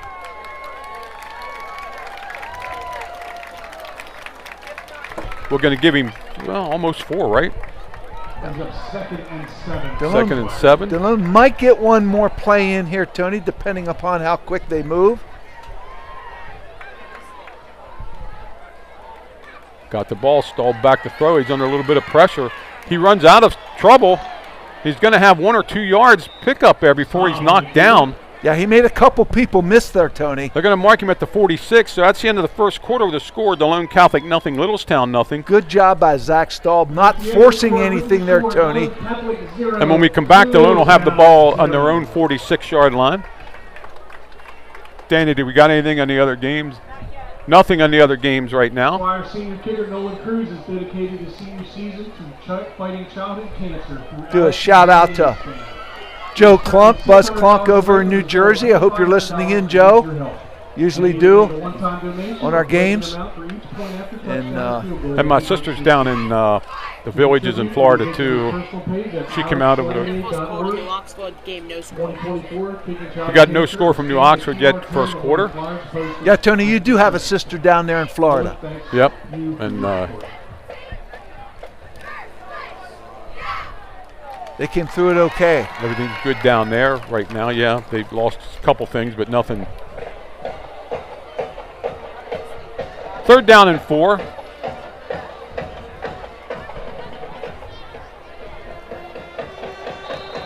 Big play for Delone here. Nice pressure on Staub that time from Littlestown, and he made something happen. He got 2 yards. Trips over here to the left side, or the right side. Inside counter to Hohenstein. He's got the first down. Into the Littlestown territory to the 47-yard line. Little reverse counter there, Tony. That's what they tried earlier, and it didn't go. Yeah, but good job by Hohenstein running low, picking that first down up. Move it back to the 47-yard line.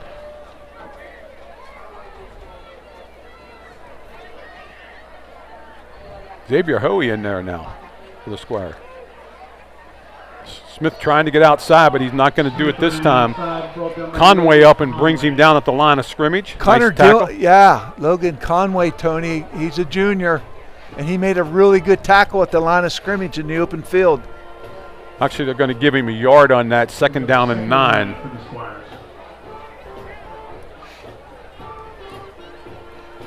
Coming up from his linebacker position.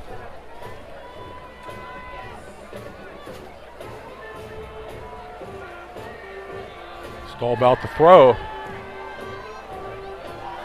Gets it out. Oh, nice catch there by Caden Hicks. I think that was Hicks. Ball's fumbled out of bounds, though. Looked like he was down, though, Tony. Looks like yeah, the ref said he was down, but I think the ball went out of bounds anyway when he fumbled it. But Caden Hicks got it down to the 25-yard line.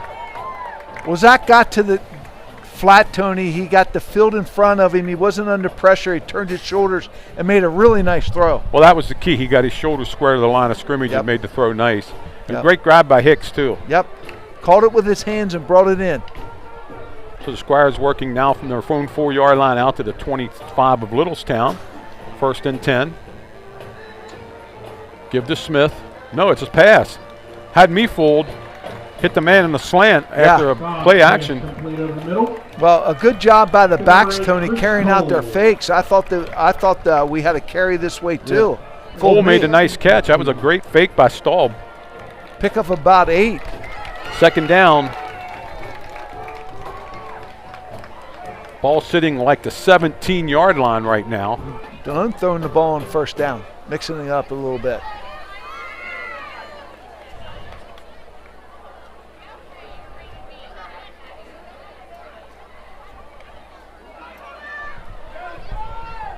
Slot over here to the right. Tight end and pro back over to the left. Give to Smith. I don't know how he got out of that, but he did. He's over the 20, down to the 15, the 10. Bowles inside the 10. Let's see where they mark him. Going to mark him at the 9, so it's 1st and goal. Well, Tony, he ran around 2 people and ran through a 3rd one. Picked that up mostly all on his own. Really did. Yeah, because he was almost dropped for a 3-yard loss there, and he got around the Littlestown defender and went down the sideline to the 9-yard line where it's 1st and goal for the Squires. Smith in the backfield again. Cole and Ford over here to the right side.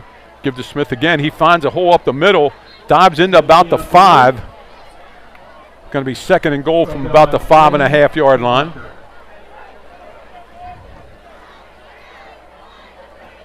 The hole was there early, but it closed up. Yeah. They're calling it 2nd and 6. Let's see what happens here. Levi Hohenstein coming back in, bringing the play in. Delone goes a little. Very quick moving half here. It's only 9:10 left here in the second quarter. Give to Hohenstein. He's trying to get around, but he's going to be dropped for a loss back at the 7-yard line.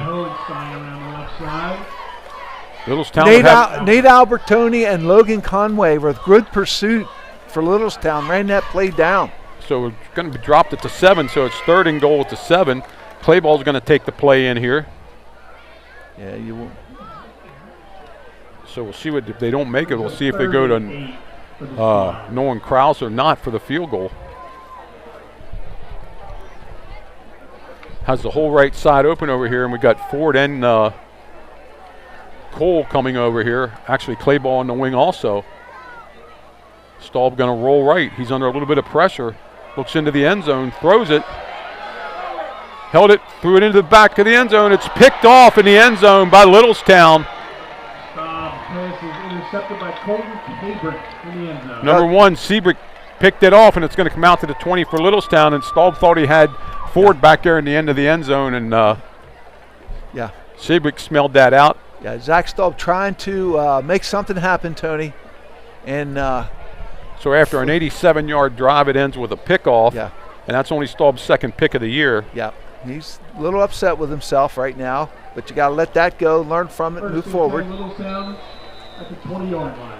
Okay. 8:13 left here before halftime. And here's no score. Here's where you want to get your defense to get a 3 and out and get back and not give up too much field position.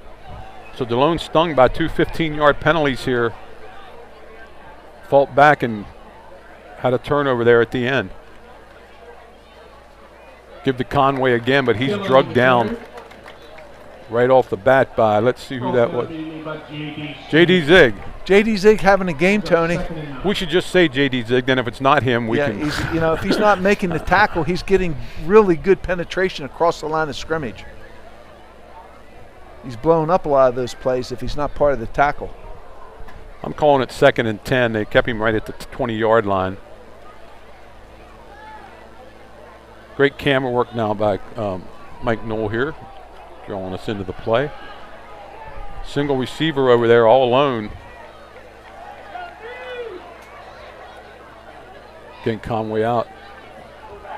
Biddle tries to keep it. He gets up to the 25-yard line. They're going to bring up a 3rd and 5. Biddle on the keeper. Fake to the first man, Tony, draw the defense in, and the quarterback keeping the ball and getting through the 3 or 4 hole, okay, is basically what they were trying to do, but Delone reacted pretty well to that.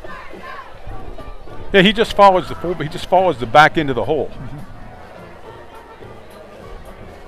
Okay, we got a 3rd down 5, 7 minutes left here. Well, this is what we talked about, Tony, hoping your defense takes the field, gets a 3 and out, and you get the ball back in decent field position. Let's see what the Delone defense can do.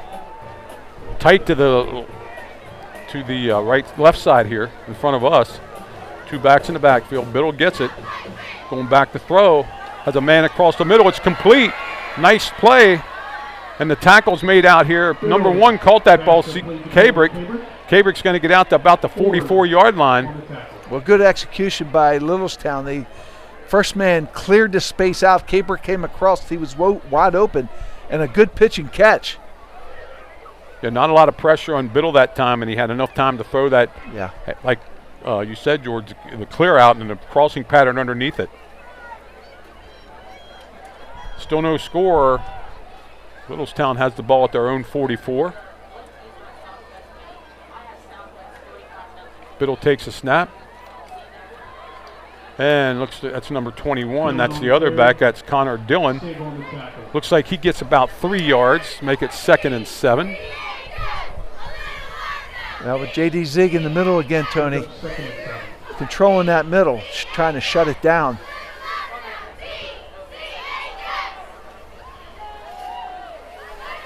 Dillon's got to do a little bit better job finding those secondary receivers in the crossing patterns. They got to get out of here. They get the ball to start the second half. So they want to kind of try to keep Littlestown off the board here. It's where Littlestown's having some success in those crossing patterns and slants. They can't get the Biddle. Biddle's got enough protection. Double wing. And they tried to get Conway going again. And Conway up the middle.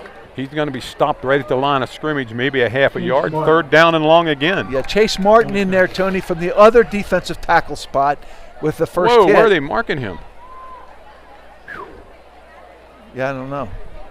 Also got some help from, I 3rd believe. and 5. They gave him 2 yards on that. Got some help from Levi Hohenstein also from his linebacker position. Wow.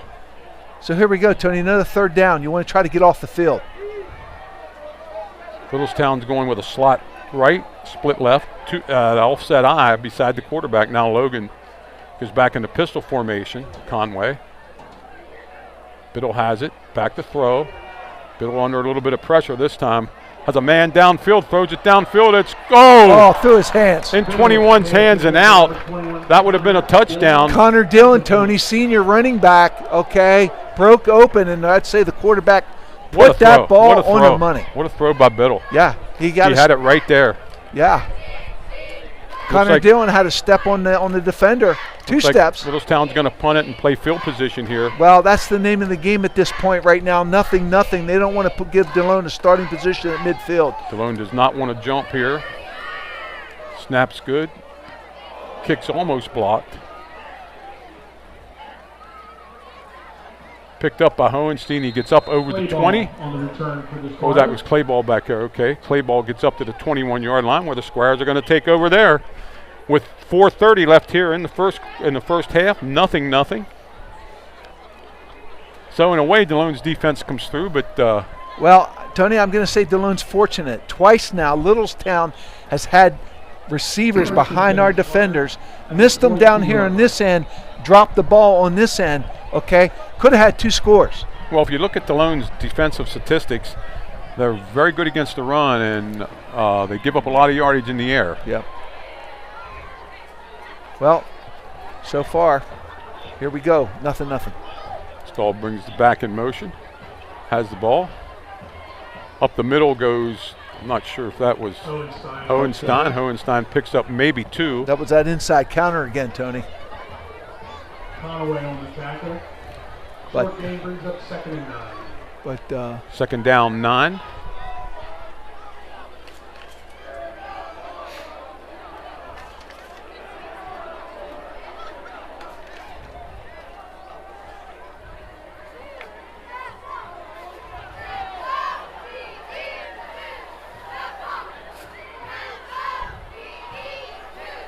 Delone has trips over this way. And they're going to move. They're going to get 5 yards. Yeah, Delone's in motion. 4th penalty against the Squires tonight. It's going to move them back to 2nd and 12. Hayden Harmon, Colin Krismer, Austin Bitzel, Brogan Morlock, and Caden Welsh, Tony. That's the front for Littlestown right now that's trying to shut down this running game for Delone. And doing a nice job of it, and I don't know where that ref's walking to. It's only a 5-yard penalty. My God. He brings it back to where it should be. He's 2nd and 14 for the Squires. 2nd down, 14 yards to go. Well, they got to try to overcome these penalties, and it hasn't been easy, Tony. Back to throw, Staub. They got a little screen pass set up to Smith. He has a little bit of room out there. He has the first down. Well, maybe he doesn't. Did he step out of bounds before that? No, they're going to give him the first. Yep, that's a big first down, big pickup. It's very tough to see in that sideline. The ref was right up there to mark it. Good job by him. But good execution by Delone. Had some good blockers out in front of him. Well, we saw Littlestown execute a middle screen. Yeah. So Delone came back with one of their own, so it's 1st and 10 for Delone. 3:31 left here. Delone has the ball at the 33-yard line, their own 33. Motion again. Staub has the ball. He's back to throw. Has a man out in the flat. He has Clayball, and Clayball's dropped at about the 39-yard line. Pickup of maybe 6. Conaway on the tackle. Well, good execution. Taking what the defense gives you that was there. Pickup of about 6. Yeah, 2nd and 4. Delone has all 3 timeouts left, as does Littlestown. Zach Staub for Delone, the quarterback, seems to have time, Tony. When he rolls out, he can see the field. It hasn't been a lot of pressure on him for the most part. Yeah, he got a little bit of pressure that time from the right side, but Delone has Ford and Cole away from each other this time. Now Delone brings them back. Now get set. High snap. Smith is going to maybe get a yard. That's about it. Smith on the carry. 3rd down, and they're going to need 3 for the first. Albert on the tackle. Well, Austin Bitzel didn't make the complete tackle, but he blew the play up, Tony, number 59. He made the first hit. And not a lot of blocking there. Yeah. Came right through. Clayball back in the game here. It's going to be 3rd down and 3 for the Squires. And I doubt if Coach Zortman's going to go for it again if they don't get the first here. No, right now, Tony, this is a game of field position, which is extremely important. Delone has to pick up his first down. Smith driving, and he's going to be close. Smith up the middle. He's going to be awful close. He's going to be short, though. On the tackle. Let's see where they mark it. It's going to be first down. I'm surprised by that. Well, he got to the stripe, and that's where they needed to get. Okay. First down, Squires. That one fooled me a little bit. I didn't think he got it. I don't think Coach Biddle's very happy with that spot either. Well, I don't know if he's worried about the spot, but the chain was on the stripe, and that's where they put the ball. Okay. Okay, 1:43 left. Delone has the ball at the 43-yard line. 1st and 10. Staub has it. Quick out. And Littlestown recovers quickly. They were going for that one. Yep, Littlestown reacting very well. They're going to mark it back at the 40-yard line. Delone's going to call a timeout with 1:21 left. I think it was Bryce Cobb was in there, Tony, for their first hit for Littlestown, number 9, I believe it was. But a host of Littlestown defenders. Luke, do we have anything from other scores yet? Here we go. We're going to put them up here. They had scores from other games. Biggerville 7, Hanover nothing. Southwestern 35. Northeastern nothing. Nothing on Bermuda and York Catholic yet. New Oxford leading West York 7-0. And it looks like Spring Grove leads William Penn 14-6. Thanks, Luke. That New Oxford West York game's a big one, Tony, over there at New Oxford tonight. Yeah, it's a huge game. So Squires lose yardage on that play. They go to 2nd and 13. Delone called timeout there, Tony? Yes. Okay. My sister from Florida just checked in. She said hello post-hurricane. They made it through, thank God.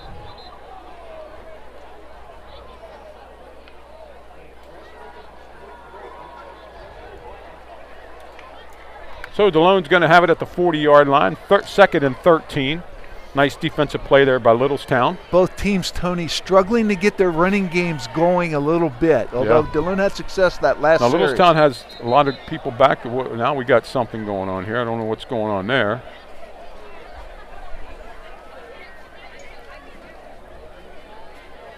I'm not sure the ball was whistled into play yet. Yeah, we're going to do a restart.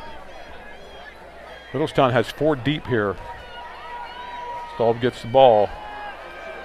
He's being chased. Throws it low. Incomplete. Pass intended for number 9, Logan Ford. Incomplete.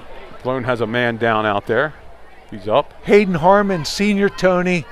Defensive lineman number 50 for Littlestown, putting pressure on Zach, forcing him to get rid of that ball sooner than he wanted to.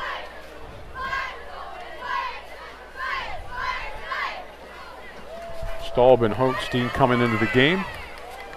And it's third down 13. 1:14 left here before half.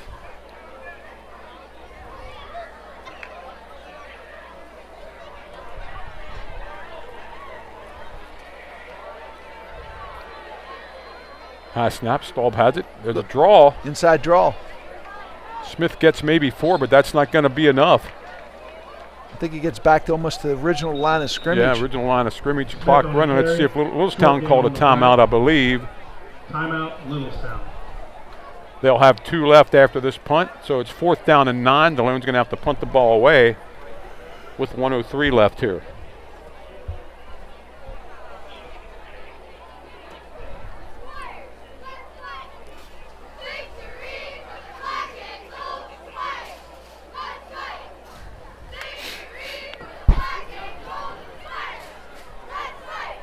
Well, we're in a game 0-0. I want to thank my nephew Kerry for our new hats tonight. Kerry, thank you so much. He's down doing the West Virginia-Iowa State game at West Virginia tomorrow night. Yep. Delone will punt. Back deep is, get that number at single digit, it looks like back there. Number 3 for Littlestown back deep. Nate Albert's back deep, Tony. Okay.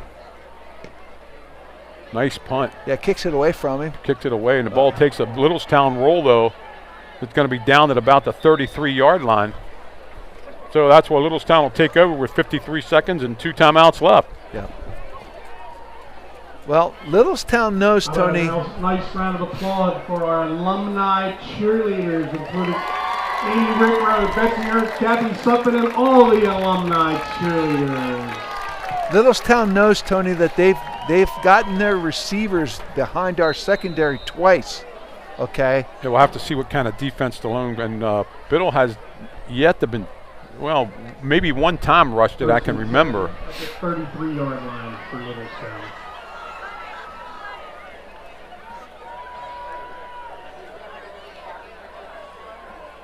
Biddle fumbles the ball, picks it up, gets loose. He's going to run with it. He has a little bit of room over there.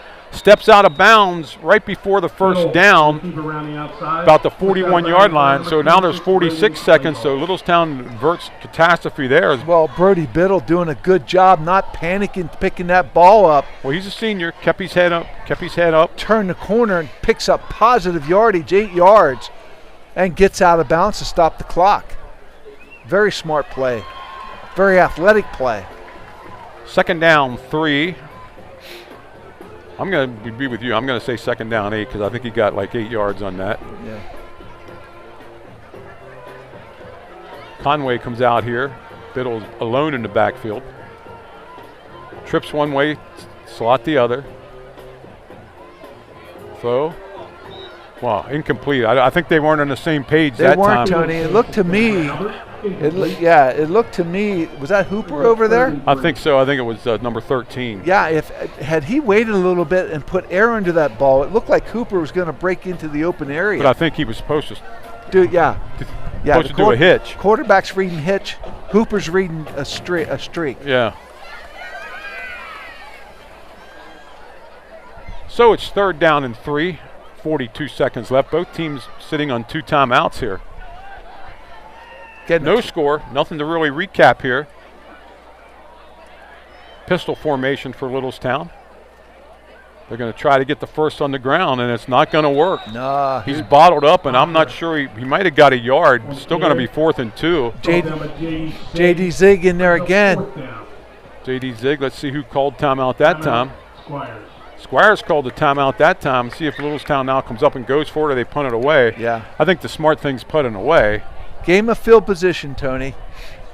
Punt it deep. I think if you're Littlestown, you got to be really happy.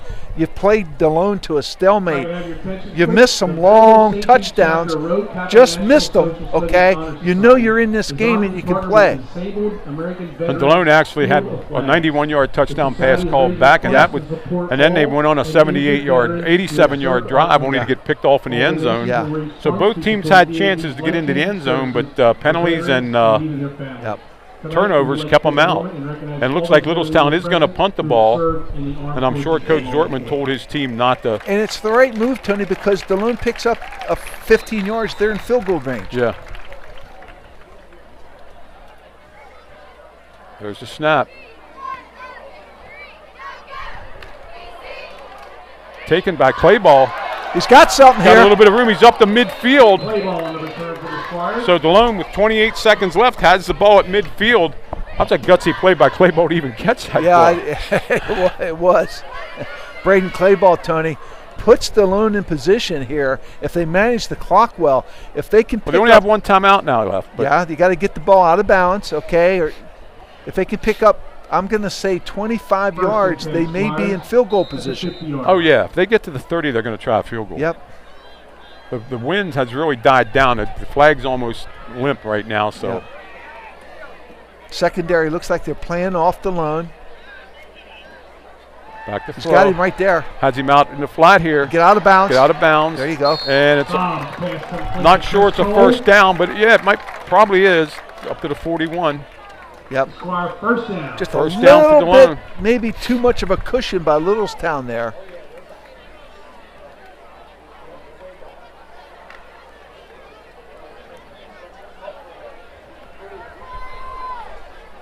They're still playing pretty deep. Staub again out. Oh, Ford couldn't handle that, and the ball. Nice play by the Littlestown defensive back. Yeah. Once the ball get in Ford's hands, he hit him pretty good. So Dalone's going to have one more shot, I think, at getting some yardage here before they have to. I know Zach wants to roll out, Tony. Sometimes that defensive end is so wide, and he has a lead blocker in front of him. He can pull up and sit in that pocket there. Step up instead of rolling out. Right, and just set himself there instead of continuing to roll. He'll get a better look at that play and be able to read the field a little bit better. So Delone wants to try to get 15, 20 yards here to set up Nolan Krause for the field goal. Staub under a little bit of pressure. Rolls out. Throws it downfield. It's caught. They're going to have to call a quick timeout. Real good job by Zach, Tony. That's all Zach in there, trying to buy time in the pocket, rolls out, keeps his eyes where? Downfield, finds his receiver with 4 seconds to go on the clock. The ball's in the 29-yard line. Yes. And that's the last timeout for Delone, and they're going to try what's going to amount to a 46-yard field goal here for Nolan Krause. Yeah, and again, Tony, I want to say it again. A great job by Zach Staub there, Tony, buying time. Okay, rolling out, keeping his eyes downfield, finding his receiver, giving Delone a chance to get 3 points on the board. Yeah, with 4 seconds left here, I'm going to say Krause has the leg to get it there. We saw him hit it before, but this is game situation. This has to be his natural kicking motion. Yeah. Okay, not it's kind of like picking up a golf club and trying to swing it a little extra hard. You want to have the same rhythm with this kick. Well, this is 46 yards. Littlestown has nobody back because really in high school football, once it clears the end zone, you can't return it anyway. Dead ball, yeah. Once it hits the end zone. You're going to attempt a field goal for the Squires? So this is pretty neat. 46-yard field goal by Krause. Well, this is what we wanted to see. But that's what Delone wanted to do, and that's what they did. They gave him a chance. Snaps down. Kicks much, up. It's not going to be there. Yeah, it's going to be short. Too much rotation. And that's going to end the first half with the score. Delone Squires nothing, Littlestown nothing. And Delone will get the ball on the way out. We're going to turn it right back over to Danny because we know there's a lot to do here. All right, thanks, guys. I want to thank everybody. We had a great first half. I mean, we lost the camera. It's back again. Nobody expected nothing at halftime. Give me just a moment. We have had so much going on here that it's kind of been a lot. So we have had the kids doing a great job, and we had a whole lot of activity. So let me just go through here. We did talk about all the upcoming events, so I just want to take a few minutes to talk about our sponsors that we have here. Trummer Family Dentistry, that is one of our Squire Guild members. They are a multi-generational practice caring for patients in the area that Delone Catholic serves. Their office is located here in Hanover on 1180 High Street, across from Menchie Music. Dr. Henry Strazella is a 1954 Delone graduate, founded the practice over 60 years ago, and in 1999, Dr. Strazella's daughter, Beth, also a Delone graduate, and her husband, Wolf Trummer, took the reins. Their son, Alexander, a 2016 Delone graduate, has now joined them in the practice as well. Patients at Trummer Family Dentistry can expect comprehensive, compassionate, and affordable care in the areas of restorative, cosmetic, and implant dentistry. Adults and children of all dental needs and levels of care are welcome. So help your smile be its best and give them a call at 717-632-6565 or visit their website at trummerdentistry.com for more information. We have another thank you to G&S Foods. They have been a wonderful, sorry, I'm getting a little distracted by the field show being set up. Zach, can you center up that camera for me so that we can get a good shot of that field for the presentation? We're not going to turn the mic on, but we do want you to see that. G&S Food Services are serious about food safety, and it's not because it's your brand reputation, it's theirs too. For quality, reputation, service, reflective of the dedicated employees who are responsible for the company's continued success, please check them out for more information. And we have a guest. Give me 1 second while I get him mic'd up.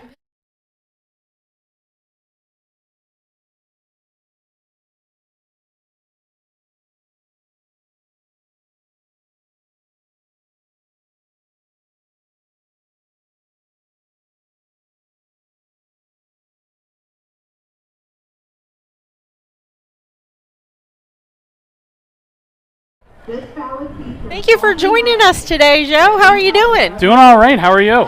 Wonderful. It's an exciting game. Yes, very defensive so far that I've seen. I've been on the sideline. I'm here with PA Football News today, along with my roommate and fellow classmate at Waynesburg University, Ethan Spazarski. We're both taking photos, both working with PA Football News. So been quite a journey.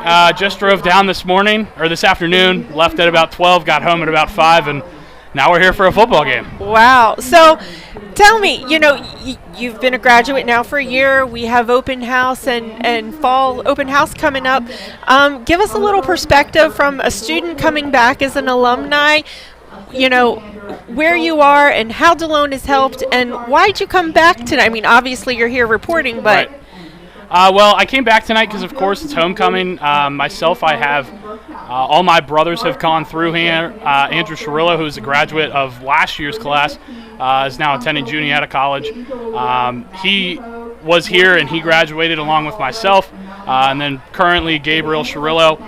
One brother, he is a sophomore, I believe, in Delone Catholic, and then Nicholas Cirillo, he'll be coming up. He's in 8th grade currently, and he'll definitely be joining. So it's definitely been a family tradition, and that's pretty much what Delone Catholic's all about, of course.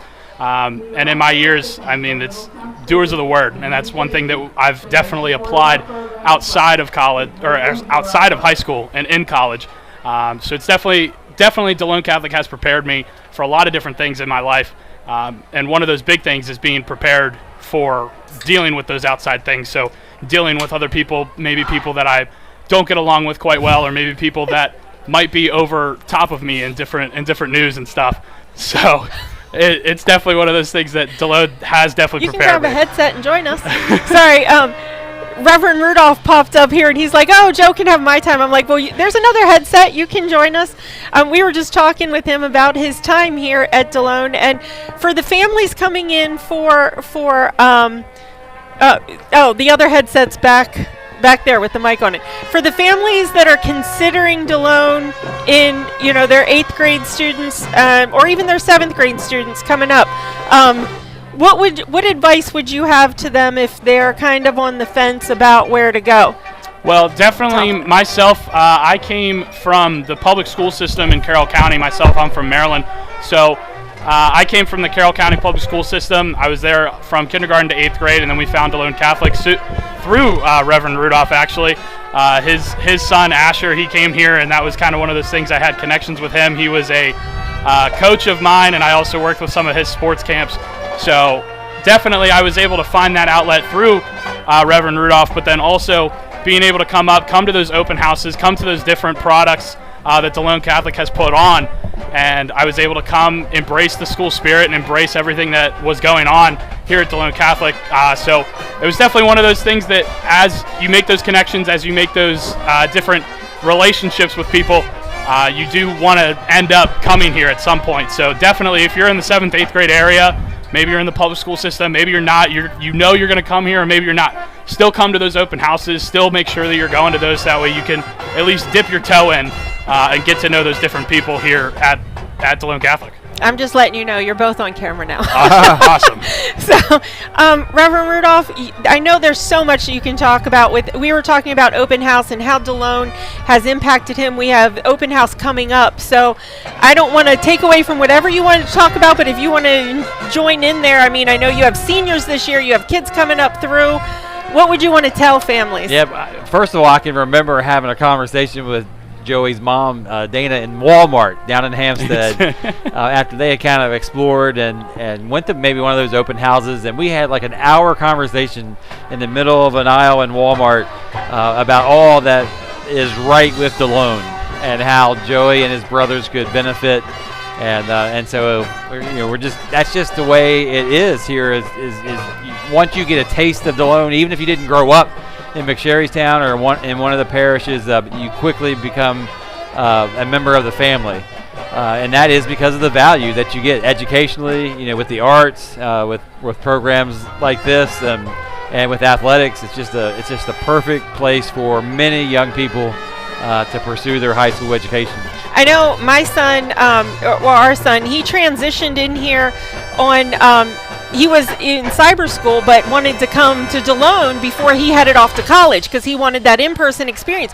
And he floated right in. It's like he was always here. So it is home. It is. It really is home for so many people. And what we love about it, too, and it's no secret that we're Protestant ministers, my wife and I, Melissa, and so that, we actually, sometimes people will ask, well, why do you send your kids to a Catholic high school?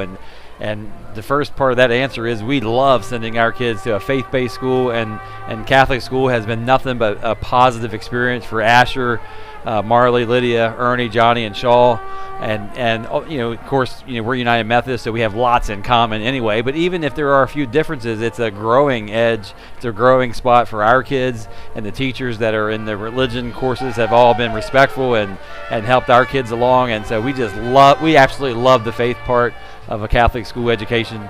And then plus, and I don't want to get political or, too far off the deep end here at DCBM, but you also don't have to deal with a lot of other stuff that, some surrounding schools have to deal with, and we value that as parents as well.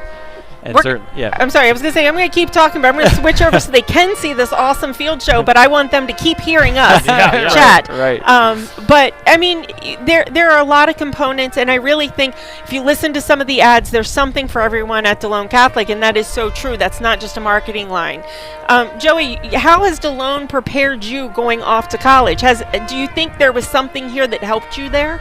Yes, definitely the leadership skills that I was able to learn here while I was at Delone Catholic.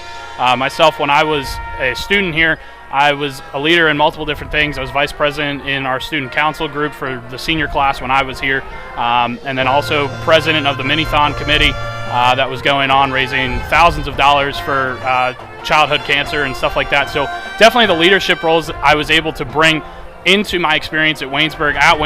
I'm a sports media major with a focus in announcing.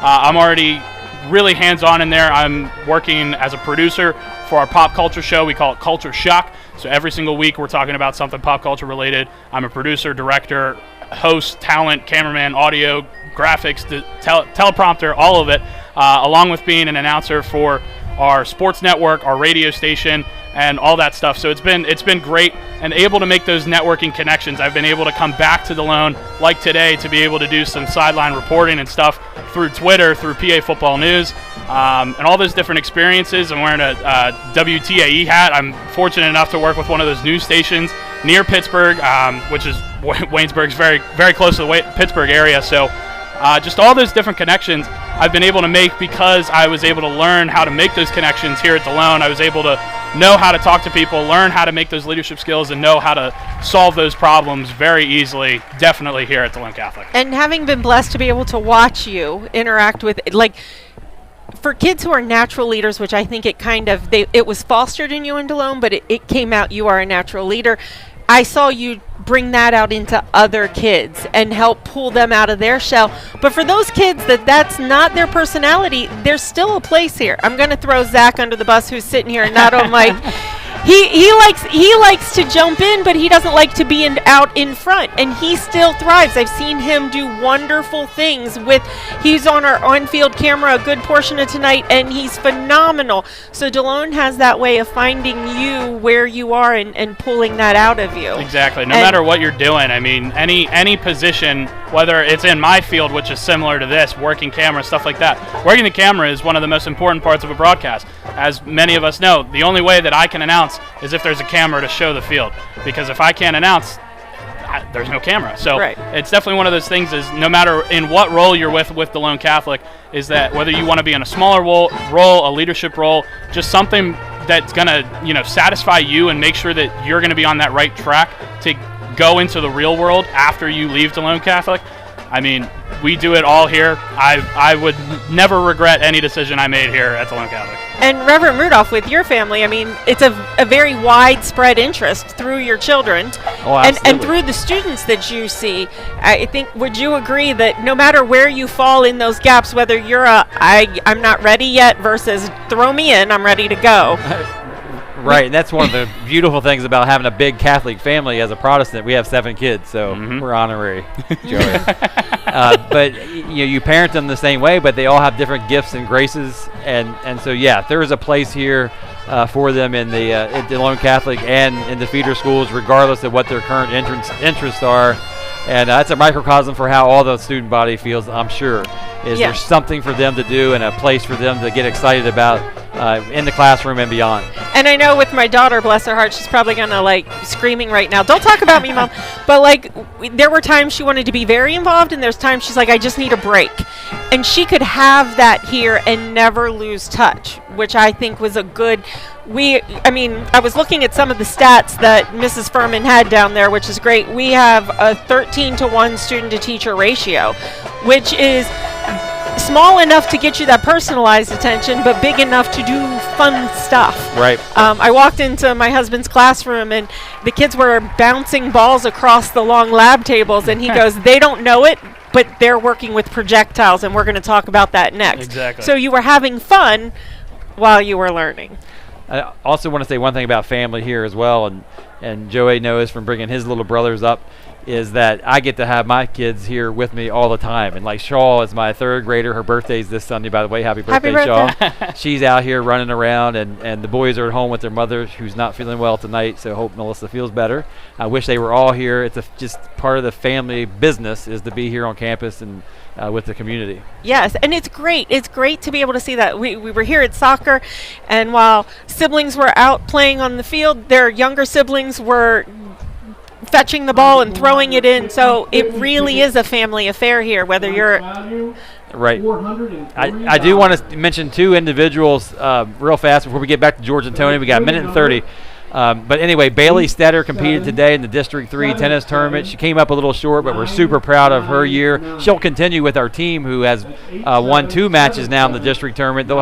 They play at Lancaster Country Day next Tuesday in the semifinals of the district. And also Austin Gregg is as a golfer today. He shot his career high 83 and is in the He's tied for number 10. He'll compete again tomorrow, and he's in line to make the state tournament. So good luck for Austin tomorrow. Good luck, yeah. And again, all the team sports continue. Volleyball, my daughter Marley and her teammates will compete in the York Adams League and congratulations to all of our seniors. We still have the football, cheerleading, and band senior nights to go, but for all of our seniors that have just popped through, I think the guys are ready to take back over. Joe, thank you so much for stopping up. Thank you guys for having me. Anytime, you're welcome. Awesome. Thank you very much. Thanks. All right, everyone, thank you so much. We're going to get George and Tony mic'd back up and get things rolling back here with the second half. We will try to get an update of scores, but we've had things flying left, right. Thank you again so much. And as soon as I get the thumbs up from Mr. Weaver, we'll get him back on live. You guys ready? There you go. Danny, let's see if we can get some scores up here. I know we have some scores different. Yeah, give me just like a couple of seconds to try and pull updated ones. Yeah, they're going to put 3 more minutes on the board anyway here. Well, we got a big score here, Tony. 0-0. This is a big game. Yes. And both teams have had their chances. Littlestown's missed a wide open receiver and had a drop ball. They could easily have 14 points. Delone's had several penalties to kill drives, had a touchdown pass, 91 yards called back. So both teams have had chances. Here we are, deadlocked, 0-0 going into the third quarter. Delone gets the ball. Yeah, there's really not much to reset, is it? I mean, Delone had a 91-yard touchdown pass, which is a great throw, and Biddle had some really nice throws for Littlestown. But you know what? The 46-yard field goal fell, I would say, 7-8 yards short. Yeah. And he was kicking into a little bit of a wind, but I don't think he really got a good foot in the ball, to tell you the truth. No, he's got a little more leg than that. He just didn't catch that right. But anyway, we're 0-0. Littlestown has had success getting their quarterback in the pocket, giving him protection, looking for his receivers downfield. We're losing track of some of those receivers, and they're coming open. Well, I think the first score here is going to be huge. You know, I mean, of course, it's 0-0. You know, the first score is going to be huge, but it's going to put a lot of pressure on the other team. Well, I want to see Delone get this kickoff here and get good field position on this play. Special teams can set up your scoring, and I like to think that Delone might be able to break one here to midfield. We'll see how it turns out. Well, I know going back to the scores of other games, it's 24-0 New Oxford. Bermudian was beating York Catholic 20-0, I think. We'll try to get them up here for you. Got some nice comments at halftime about the announcing and especially our camera work there by Mr. Knoll. Here we go from Bermudian 20, York Catholic nothing in the second quarter. Biglerville leads Hanover 7-0 in the first. Delone scores nothing. New Oxford 24, West York nothing. Still nothing Southwest Northeastern. And that's about it. Thank you. There we have them up there now. 7-0, 41-0 Southwest. 28-0 Bermudian Springs now. 24-0 New Oxford over West York. And Spring Grove leading William Penn 21-12. 7-0 still Biglerville leading Hanover. Thank you, Danny and Luke. Yeah, and again this weekend, congratulations to the high school class of 1974. They're enjoying their 50th reunion this weekend. We had an opportunity to stop down there at halftime, say hi to some of our friends. It's good to see them. And what a beautiful night for homecoming festivities, Tony. Yeah, we're getting a lot of comments here on text and about our coverage tonight. Brian Klonk's watching from out California. Bill Staub down in, of course, there are our classmates of 73 down in Texas. My sister watching from Florida. We got the Perry County man up there, Al Bidding. Yeah, I didn't know Al was the voice of the Thunderbolts for a lot of years. He's enjoying the broadcast his son plays for the Squires. I'm glad he enjoys the broadcast. Okay, I want to say hi to my friends down in Osprey, Georgia. Might be listening in. So here we go. Delone's going to get the ball. It looks like Biddle's going to kick off for Littlestown. Back deep is Smith, and is that clay ball back? Oh, no, Holstein. Back deep, and here we go to start the third quarter. Like to see Delone get some good field position off this kickoff, Tony. Yeah. Like we said, the first score here is going to be huge. Well, Braden Smith, Tony, hopefully the ball can get in his hands. He's shown the ability to make people miss and break some tackles. Biddle approaches the ball. Little squib kick. It's caught by Delone. Nice play. And that's clay ball, and he's going to get good field position for Delone at the 35-yard line. Heads up play by clay ball, not letting that hit the ground. You're right, Tony. Heads up play by clay ball, and then the athleticism takes over down the sideline and just completely ran past some defenders from Littlestown. Great field position for Delone to start this second half. It's obvious that Coach Biddle did not want to kick to Smith. Yeah. But I'm not sure he wanted that kind of a kick either. Well, and clay ball came up and got it about the 45-yard line and took it 20 more yards to the Littlestown 35. What I thought he was going to do, Tony, was fair catch it, but he didn't. He didn't raise his hand. Nope. So Delone starts off with two receivers to the right side. Tight wing this way. Staub's going to roll. Looks down the field, gets it out to 40, has it, first down. Tony, see where he put that ball? He put it out in front of 40. He can catch it, turn and run. Didn't have to slow down, didn't have to come back for it. Great throw by Zach out on the wing, getting him the ball. Down to the 22-yard line.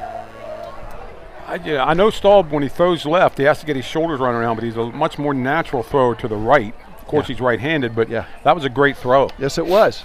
In stride. This time they come same set, but it's the other side now. Everybody's over here to the left. Give to Smith. Smith finds a little bit of room. Breaks two tackles, Tony.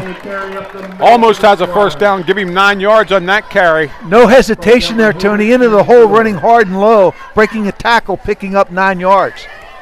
Second down and 1 for Delone early here in the third quarter. Second and 1 at the 13-yard line. Levi Hohenstein bringing the play in. Well, they've been down here knocking on the door before. Yeah, it's important to finish this drive, Tony. It is. Penalties and stuff kept them out of the end zone. Trips again this way. Give to Smith again. He has the corner. He's inside the 5. He's heading to the flag. And did he make it in? No, he's going to be knocked out of bounds about the 2-yard line, but it is a first down. Well, he got to the corner quick, Tony, as you called it. He got to the corner quick, turned on the burners, got it down to the 2. First and goal for Delone. Well, let's see if it might be, it's at the 4. 4. 4-yard line. But you saw how quick. They were down here at the 4 before and couldn't punch it in. Yep. See what Coach Zorby comes up with here.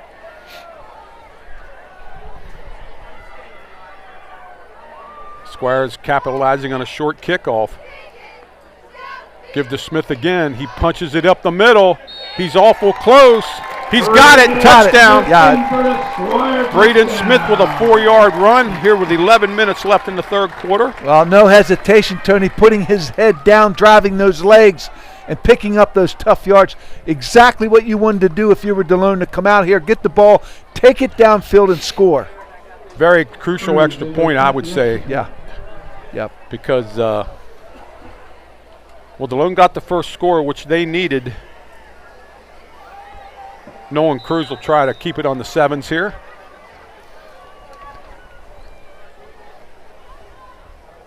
Good snap. Snaps down. The kick's up. Boy, that looks good. That looks good. Tony, all set up by Braden Clayball, catching that ball on the kickoff and taking it across midfield on a very heads-up play. Yeah, that was it. That set it up. He didn't call for the fair catch. He knew he had a couple move. Made a great move to the left and down the sideline to the 35-yard line. Yep. So Delone jumps out with a quick 7. Exactly what we needed with 11 minutes to go in the third quarter. Now Littlestown has not had a lot of success with their running game. Neither has Delone, to tell you the God's truth. But you know what? Biddle has that ability, and we've seen these receivers get behind some of the defenders tonight. Yeah, he looks comfortable back there in that quarterback position. He really does. Okay, he's a senior. Jared Hooper, Logan Conway. And we'll see what Hooper Delone and does. Conway back deep for Littlestown. We'll see what Delone does with this kick if they're going to swib it. Kicking off for the Squires. Well, if they're going to squib it like they did the first time. Don't do it like Littlestown just did it. Yep.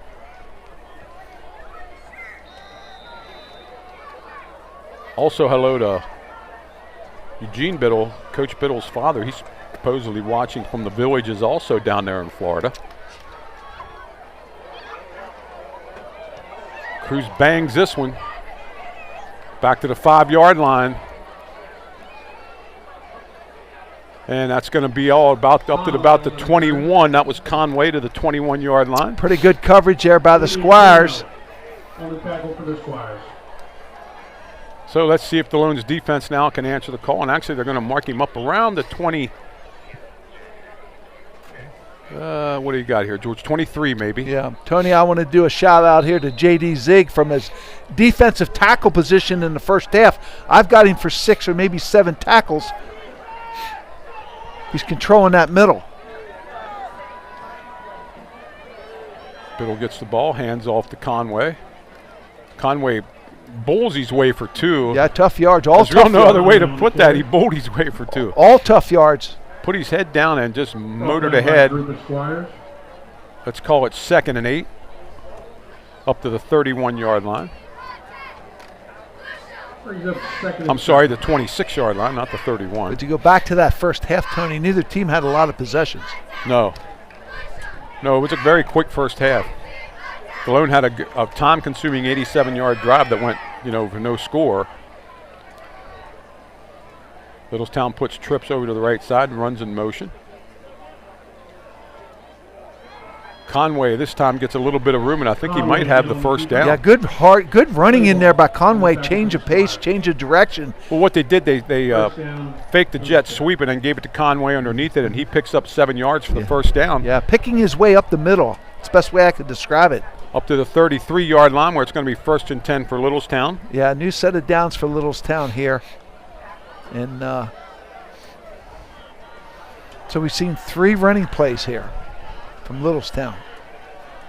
Drawing Delone up a little bit.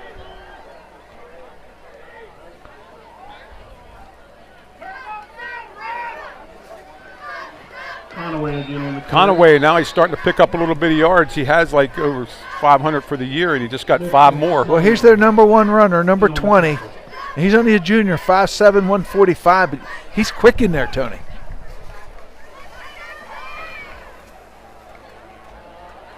We got a penalty? I don't know what we have. I think they might have been motion. The guy that went in motion turned upfield. Motion on the offense. Come on, ref. Get up there where the line of scrimmage was and mark it off from there. Whew.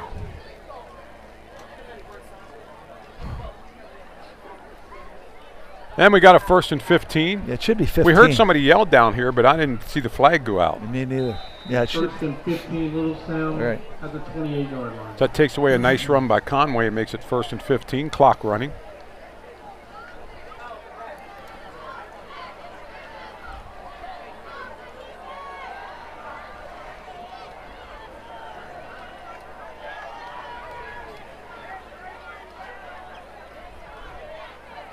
Again, motion across. This time they do run the jet sweep. It's not going anywhere. Number 13 dropped there, but let's see who made that tackle for Delone. Braden Smith, Tony, came up quick and shut that play down. Was that Hooper? Was that Hooper, number 13, running that ball? That's going to bring up 2nd. 21. Had lost 2nd down, 21. Yeah. 2nd, I'm sorry. Soon it's going to necessitate Biddle going back to the air, and they ran a real good screen pass earlier. Trips over to the left side. Single receiver over here to the right. Conway in the backfield. Delone brings a linebacker. Here they come. Here comes. Oh, that was J.D. Zig. Almost picked it off. He smelt the screen. He got deep, retreated, got his hand up, knocked the ball down.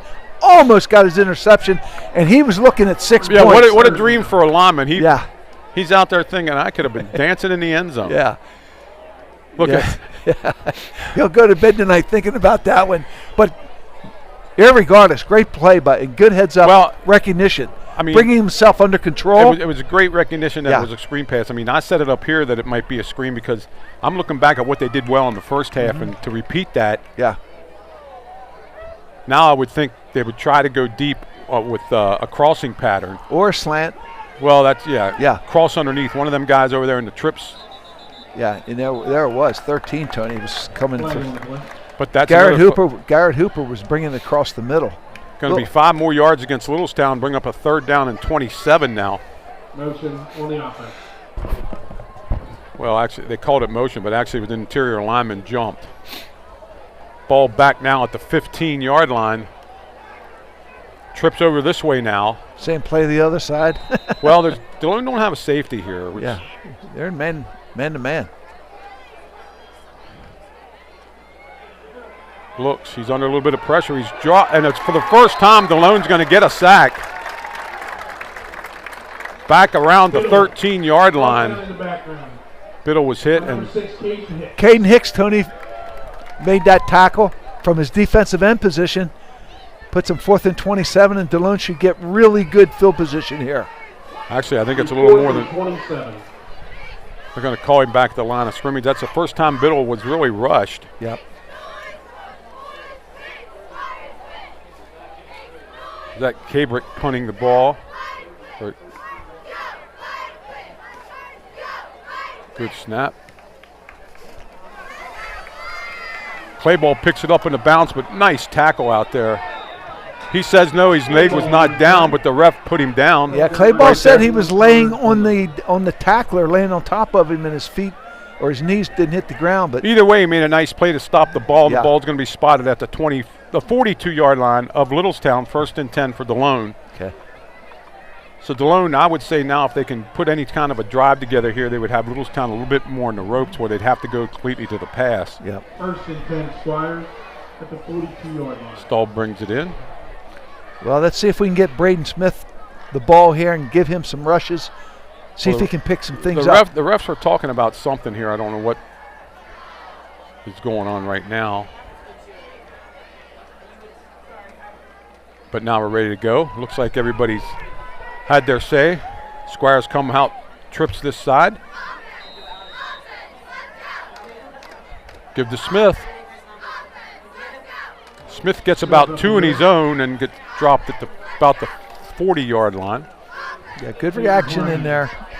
Good reaction in there by that left side of the defensive wall for Littlestown. Well, they're going to give him a yard, 2nd down and 9. Brings up 2nd and 9.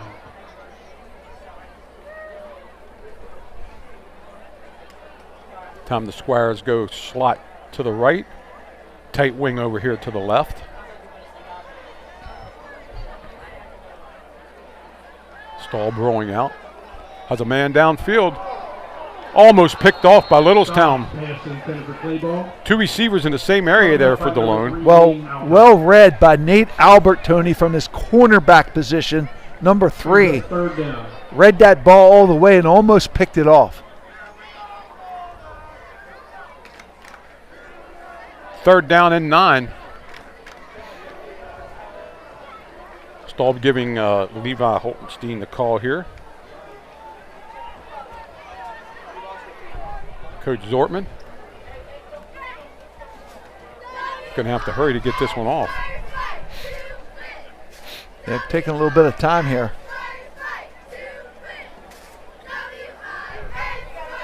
Checks his wristband, brings him out of the huddle.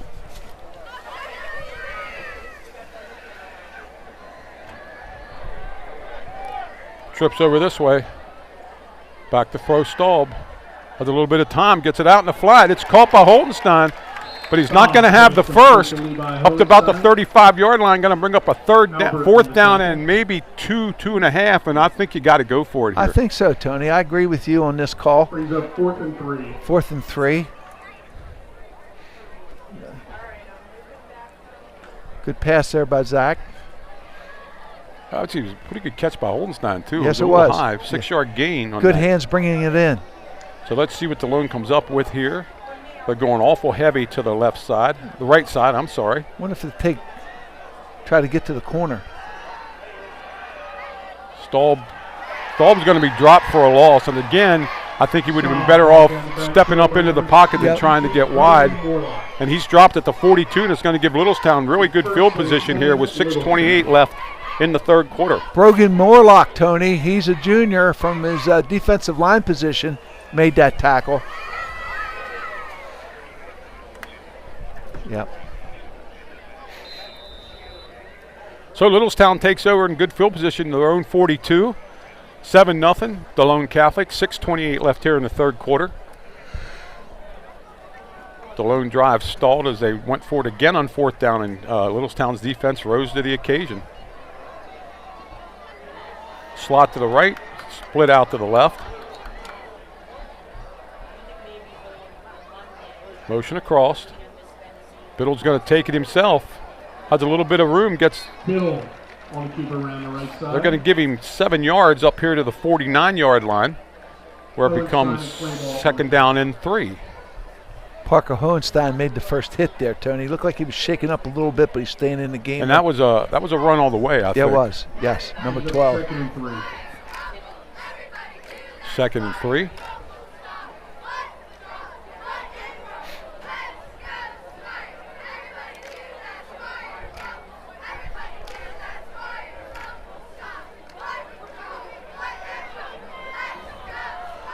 Tight formation this time for Littlestown.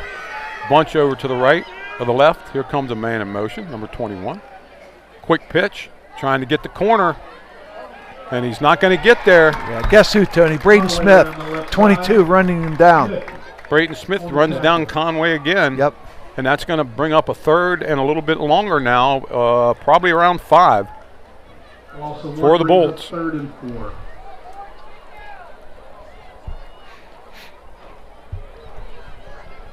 Well, I know Littlestown's offense, a variety of plays and out of a variety of sets. A variety of sets. You're right, Tony. Yep.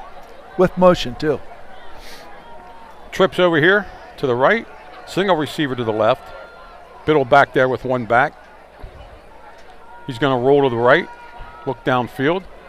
He's going to take off and run. And he's not going to get there. Oh, it's going to be close. It's going to be short.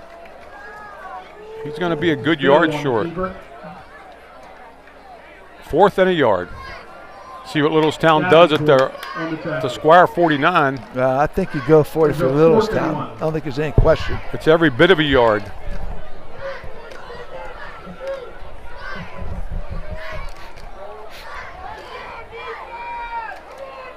So do you try to pick up the first down or you try to fake and go long? Try to pick up the first down here.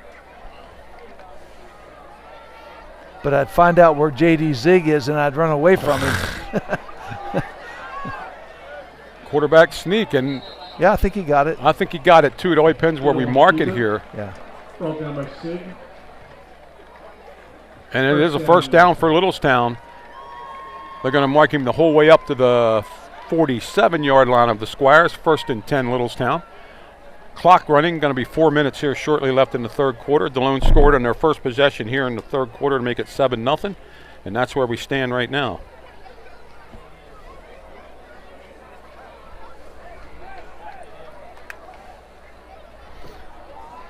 Well, Brody Biddle, Tony, has shown the ability to get to the corner and tuck the ball and run with it. Well, that's been key in this drive here. Yep. Biddle takes the ball. Good yardage that time by Conway. He picks up maybe 5. Smith and Clayball on the tackle. Give him 4 up to the 43-yard line where it's second down and 6. 7-0 game, Tony. No need to go away. Obviously, go away from your game. Oh no, plan. no, not now. And Littlestown is running their offense. Running their offense.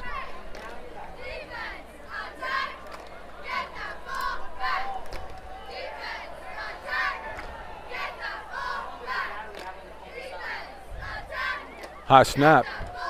Oh, new back heard from in here. Number 8, Tony. Lucas Bacher, and he gets the first down to the 36-yard line. And he hit that hole with some authority. He hit that hole with some authority there to pick up down to the 36-yard line, where it's going to be 1st and 10 for Littlestown. Well, he hasn't had too many carries, Tony, but he surely was effective on that. And he's back in there again.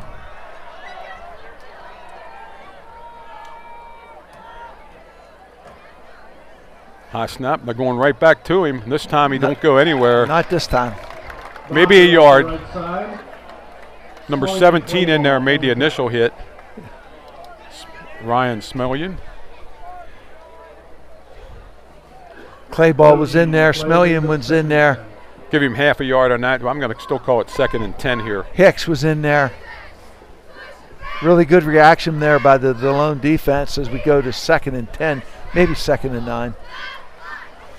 Levi Holtenstein's going to take a little bit of a rest here as he comes out.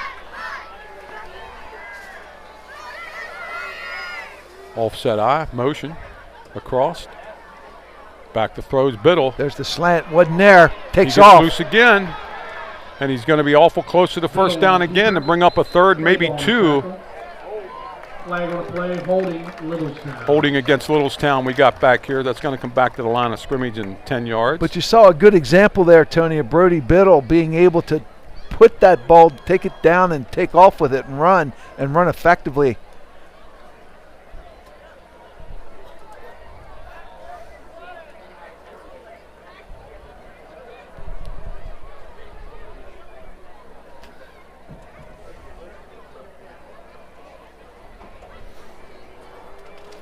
I mean, what's characteristic of this game, Tony, it looks like each team's only going to get 2 possessions in this quarter. Yeah, and penalties just killing both teams. Yep.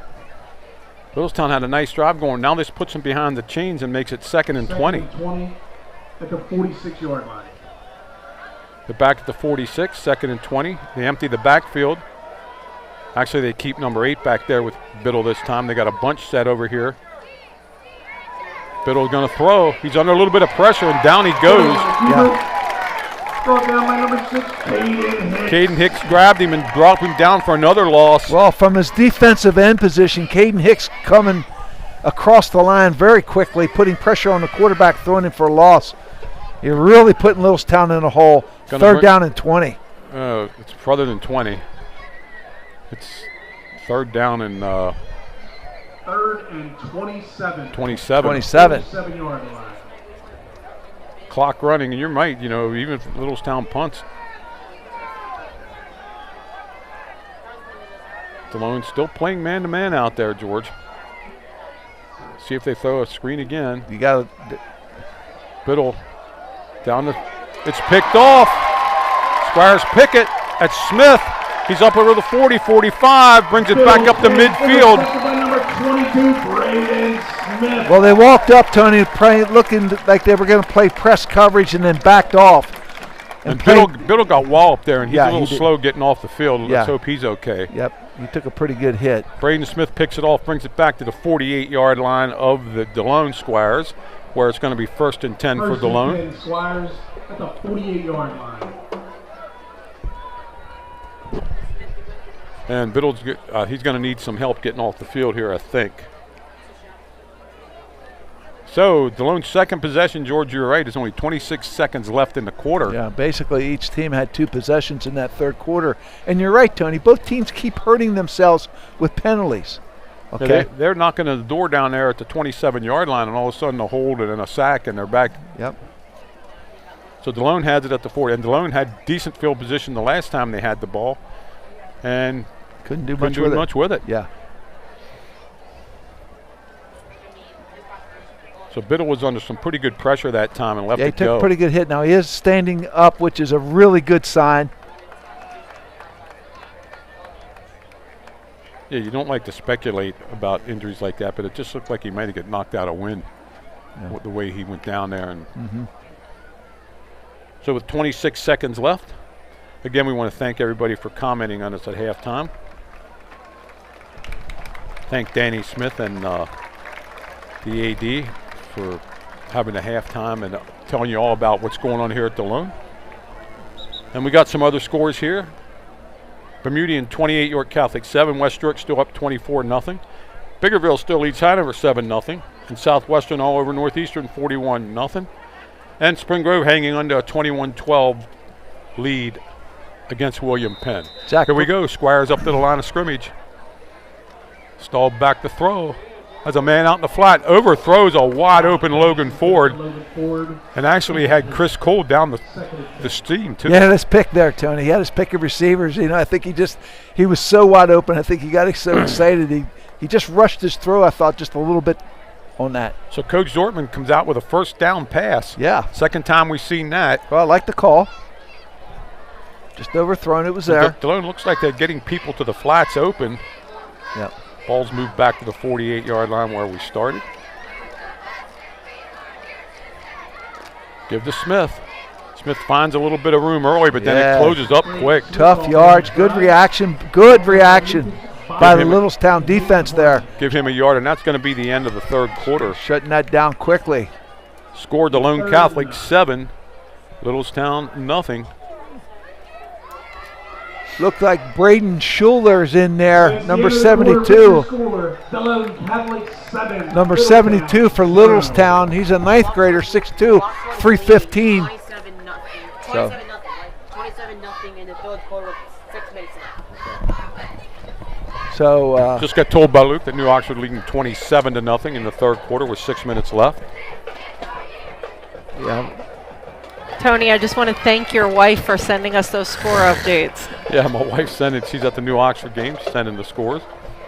And I want to do a shout out to the KSC boys who are probably listening in to the game, and I hope you're enjoying the telecast down there at the Knights of Columbus. And anybody else who's listening in, maybe Karen Steinhauer down in North Carolina listens to some of the broadcasts from time to time. Yeah. And been golfing with her brothers this summer.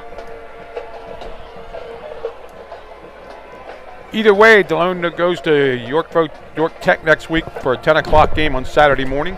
We'll be back here in 2 weeks to bring you the York Catholic senior night game. And then hopefully, if all goes well, Delone will have more points in York Catholic and host the district championship game here November the 8th. Tony, you kind of think you got the feel that Delone might have a grip on this game, but they really don't. It's 7-0 going into the fourth quarter. Yeah, it's still anybody's game. Staub has a man deep. They wanted a flag, but they're not going to get it. No, I don't think they should either. I thought it was just well, I think Ford could have created that flag if he came back for the ball a little bit. I agree. I don't think he was active enough. I don't think he was aggressive enough. Dalone's going to have to punt it away here, 4th down and 9. Tony, I have a real quick reminder for everybody. The McSherrystown home wants to remind everybody their Christmas party is coming up on December 5th for children 8 and under, for their members to come, bring their kids to come say hi to Santa. Okay. Smith back to punt.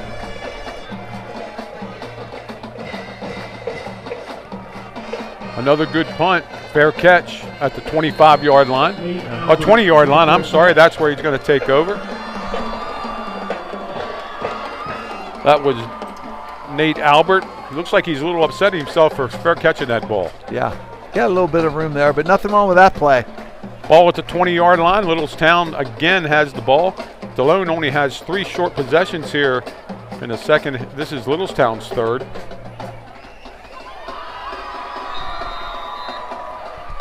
7-0 the Squires. It's a one-possession game.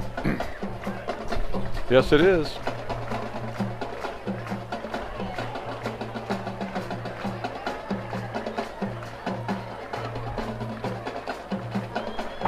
Give up the middle, and Conway gets maybe 2 yards this time. 2nd down 8. Fix and Sig on the tackle for the Squires. Pick up about 3 yards here, Tony. And Littlestown has hurt themselves on some of these drives. Let's just see what happens here. Looks like Biddle's coming back. Was he in there for the first play? I'm not sure, but he's in there now. Yeah.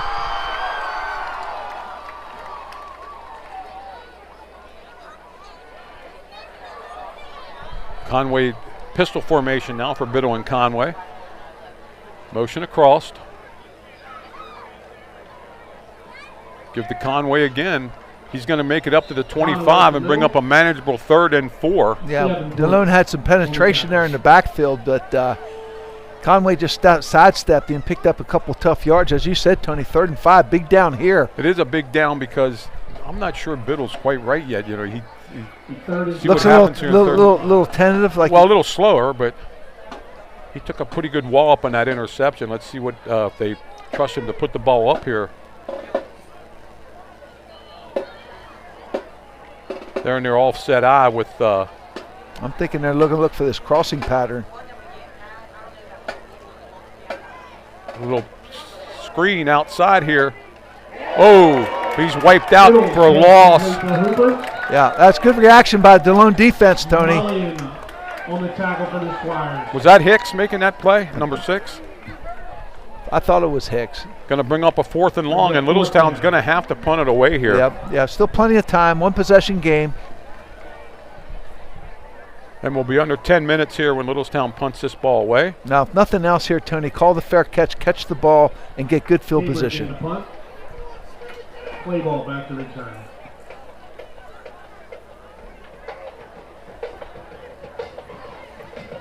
High snap, but he brings it down. Real high punt. Clayball does call for the fair catch at the 47-yard line, where Delone will take over. That was a nice high punt. Nice high punt, with allows good coverage downfield. So let's see what Coach Dortmund comes up with now. The Delone Catholic Marching Band has 2 alumni members here tonight, Andrew Kay and Lawrence Durkash. Thanks for joining us tonight.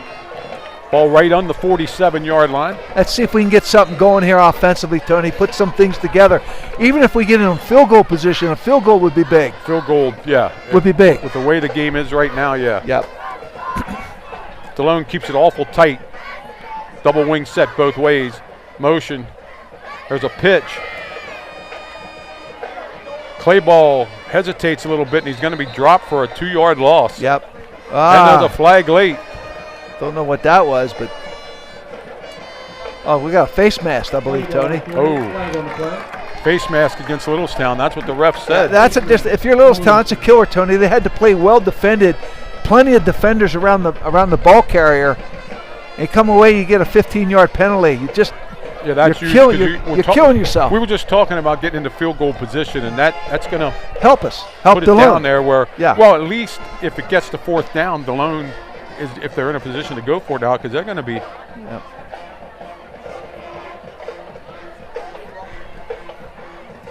Now we're going to have a discussion here before we mark this penalty off. Should be an easy mark off, Tony.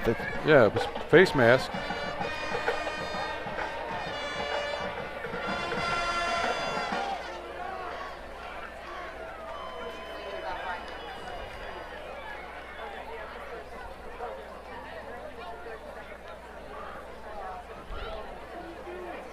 But doing marking it 5 yards for some reason.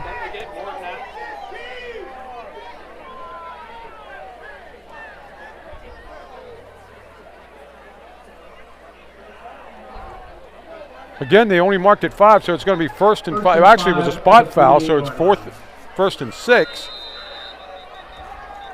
Delone does a little shifting in the backfield.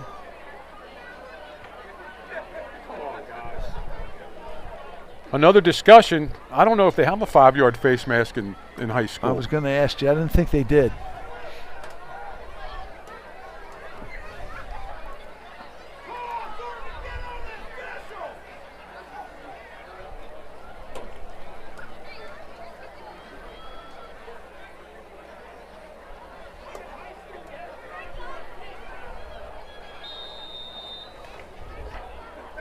So it's 1st and 5 now. At the ball at the 48-yard line of Littlestown.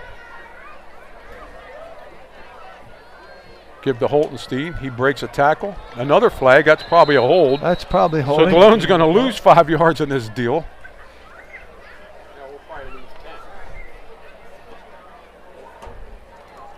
Holding Delone. Well, I mean, it should have been a 15-yard penalty to start with, and now they're going to get 10. So Delone is going to be 1st and 15 now, unless he declines it.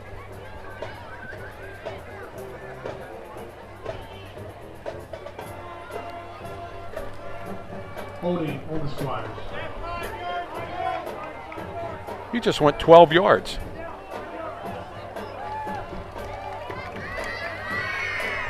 Wow. Okay, 1st and 15. Well, was found in the restroom. If it is yours, please come in the press box. First down, 15 yards to go. Well, we talk about penalties, Tony. They're hurting both teams. Yes, they are. Quick out to Cole. Finds a little bit of hole and gets up to midfield. Going to make it 2nd and 7. A good first down call, picking up positive yardage. Nice and safe. And where are they marking it? Brings up 2nd and 8. They're marking it at the 49-yard line, 2nd and 8. 2nd and 8. Good positive yardage on first down. Lost a silver ring in the rest 8:32 left here. Press box on the Delone side of the field.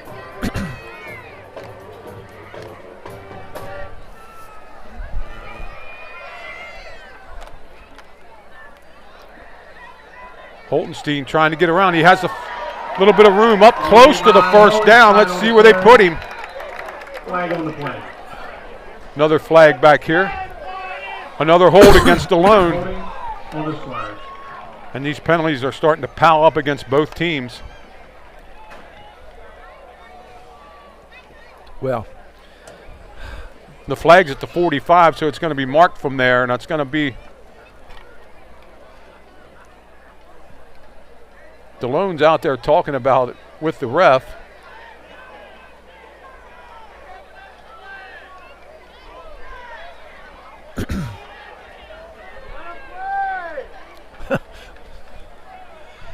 Well, wow.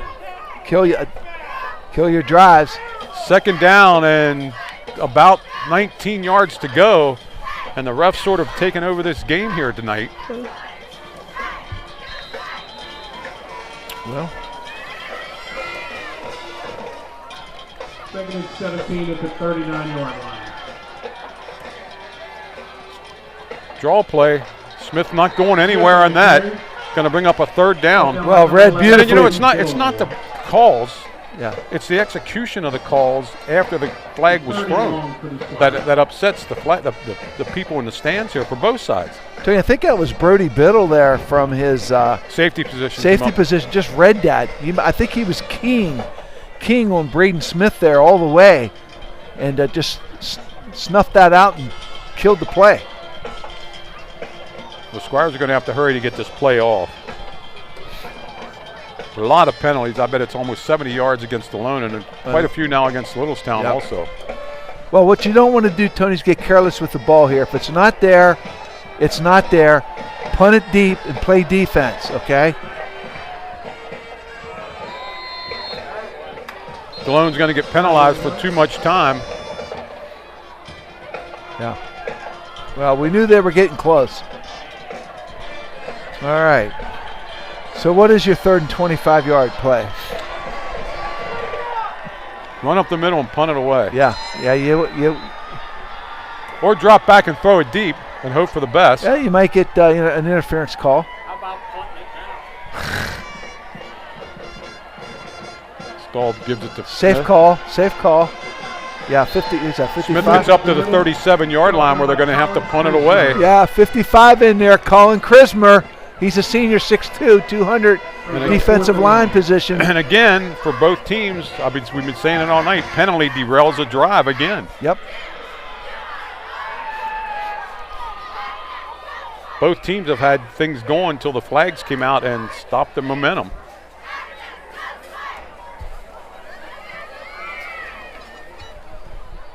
Smith will try to get off a decent punt again. He had a nice one last time. Has a nice one this time. Oh, pick a roll, baby. And then it rolls. Great punt. Ball's going to go out of bounds at the 30-yard line. He got it away from the return man. Yeah, punt. So it's 6:25 left. Still anybody's game, Tony. One possession game. Yeah, one long play away. Both teams have been self-destructing with penalties. Okay. Or turnovers. Or turnovers. At the 30-yard line. Both teams have shown the ability to move the ball, but not on a consistent basis. And let's see, Littlestown has 6:25 now. That's only their 4th possession of the second half, George. Both teams have 3 timeouts left. Still plenty of time. You don't have to get away from your offense. Biddle back to throw. Ball's picked off. Great defense. Chris Cole made a nice pickoff there. Yeah, Biddle threw it to a spot, Tony, and wanted his athlete to make a play, but Chris Cole, well, if Cole senior, turns around, his athlete's going to make that play. Tony, that's what was great about the play. He ran with the receiver and then turned at the right time, which is a very difficult thing to do, but what great defensive backs do, they find the ball. They find the ball, and that's what he did. He found the ball and made the interception. So Delone gets the ball right back at their own 44-yard line. Let's see if they can make something happen now. Yep. Littlestown's defense has been very stout here. Squires come up, put Ford and both to the same side. Caden Hicks comes this way. Give to Smith. Smith finds a little bit of a hole, breaks into the clear. Boy, that was a possessed run, wasn't it? Down to the 40-yard line. Yeah, Tony, Brody Biddle is keying on Smith from his safety position. As soon as the ball was snapped and Smith came this way, Biddle came up to the outside and forced the cut back up into the middle. They marked Smith at the 39-yard line. That was a 17-yard gallop. Delone again runs end over. Holtenstein with an inside counter. He has a little bit of room. He's still on his feet. He's down inside the 10, the 5.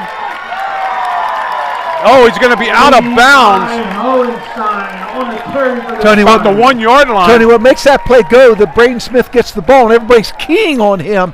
He gives it to Hohenstein, who cuts back up, breaks a tackle, tight ropes down the sideline. Wow, I'm sorry, it's not the one, it's a 6 yard line. Tight ropes down the sideline because almost everybody's keying on Braden Smith. Actually, it's about the 7 now. Do you run it into the line 3 times and kick your field goal here, or what do you do, George? Well, I don't take any chances turning it over, Tony, because a field goal would be huge, okay?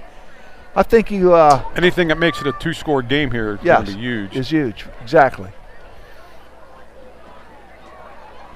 Squires again have the same set. Give to Hohenstein. He gets down to about the 5. Yep. Hohenstein again on the carry. Hayden Harmon on the tackle. See if Delone tries to use a little clock here too. As they should. So 2nd and 5. Second and goal at the 6 yard line. 2nd and 6, 2nd and 5, 2nd and 6. Let's see if he tries to get somebody in the flat out here to the right side. That's been a good play for the Squires all night. Holtenstein, just get what you can. He's at the 5, and he makes it down to the 5. Yeah. And Tony, you're right. 3rd down here, I don't want to take a chance turning the ball over. I've got a good seasoned field goal kicker. He's been successful. 3 points right now is huge. Well, run it into the middle then. Let's get him in front of that goal post. I like the call. Then run the counter back into the middle. The counter play's been very successful. Run it back into the middle. I think they're going to give it to Smith going left here. Or maybe going right. But he gets set. Smith finds a big hole. Yeah, he got it. They're going to mark him just short. I think they're going to mark him down at the 1 yard line. Wow. Smith stopped at the 1 yard line. Well, if you go for it and you don't make it, they get it at the 1. Yep. Brings up 4th and goal. Well, I know what the Philadelphia Eagles would do here. The ball's inside the 1. The big push, okay? I don't know that we have that in our playbook yet. Okay? But I think you're going to see Braden Smith get the ball here. It's going to be the sneak. Push him in. The ref says touchdown. Yeah, all right, that's it. That was our version of the push, but nobody was pushing. Well, that's big. That's big. And Tony, that was set up. Good offense. They were keying on Smith. We reversed the counter inside. We got down the sideline. That's a question for Coach Zortman after the game. Did he give the field goal some thought? Yeah. No, I don't think so. Not when you're on the 1. Well, the big thing was even if they miss it, they only get it at the 1 yard line. That's right. Cruz will try to make it 14-0. Keep it on the 7s, as you would say. That looks good. Yeah, you know. It is good. Cruz, extra point is good. So with 3:39 left in the fourth, your score, Delone Catholic 14, Littlestown 0. Well, you were waiting, Tony, to see which team would avoid the mistakes, and on that series, Delone was able to avoid mistakes, execute well, get the ball into the end zone. It was set up by Smith's 17-yard run on first down. That was a very determined run at Holtenstein on the counter, which you called very correctly. Everybody came towards Smith, and boom, underneath went Holtenstein down to the 6-yard line. Yep. Okay, so special teams, you don't want to give up a big play. You don't want to get beat on a long pass play. So you want to be fundamentally. Let's see where Cruz kicks this ball.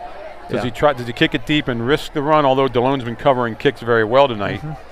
Okay, 3:39 left here, and a quick reset, 14-0 Delone, both teams with 3 timeouts left.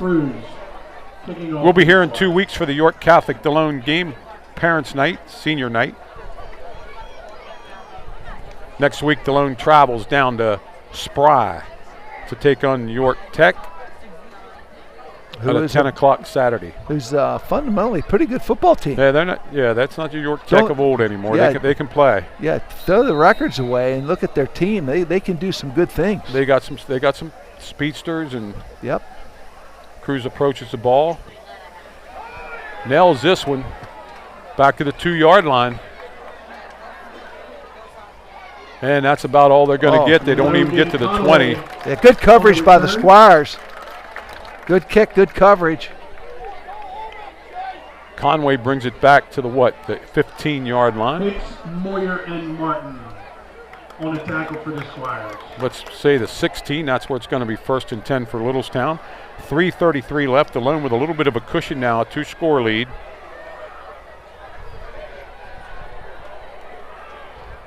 It'd be very interesting to pick up the Gettysburg Times tomorrow and look at to see just what the stats of this game are. Yeah, it would be. Biddle's back there all alone, trips one side, slot the other. Biddle back to throw. Has a man out in the flat. He threw out a little quick, didn't he? Yeah, I thought so. He had 30 open out there, but he missed him. Or actually, it was Conway, 20, and he missed him out in the flat. Tony, looks like we got Luke Moyer in there, a sophomore, 5'9", 160, number 58 on the defensive line. First time I saw his number tonight. Looked like he came in and he's playing a defensive tackle position, I believe. Yeah, I don't know if is Chase still in there. No, I think Chase is out. So, Again, they got a back in the backfield. Biddle gets the ball. He's back to throw. He wants to throw long. He's going to have to run now. And he's dropped again up at about the 26-yard line. And picked up good yardage. But it's still going to be 3rd and about 3. Moyer and Smith in on the tackle. Right back up to the line of scrimmage comes Littlestown. They're not wasting any time here. Levi Davenport coming in at defensive tackle position for Delone. And Luke Moyer coming out. And it looks like Littlestown's going to call a timeout. They look a little confused. So with 3:04, Littlestown's going to burn one of their timeouts. They have 2 left. The ball's laying at the 26-yard line. And actually, it's only about 3rd and 1. Yeah. Nate Smith's in there in the secondary, Tony. Number 2, Nate Smith. Here we got scores here, 7-0. Biggerville, 41-0 Southwest. 28-7 Berm leads. 34-7 New Oxford beating West York. And Spring Grove, 31-18. New Oxford making a statement tonight, Tony, in that ball game. It's going to give them almost, they have, New Oxford has Warwick next week, which is a big game because that's who they might see in their 5A district. And then they end which is a regular season scheduled game. Yeah, regular season scheduled game. Southwest won 55-6 against Northeastern High. Southwest won 55-6. And then New Oxford games 41-7. 11:49 left in the game. Third and 1. 3rd and 1. New Oxford's leading 41-7 now. 3rd down 1. Conway's going to have the first down. And that clock's going to stop to the ball's marked.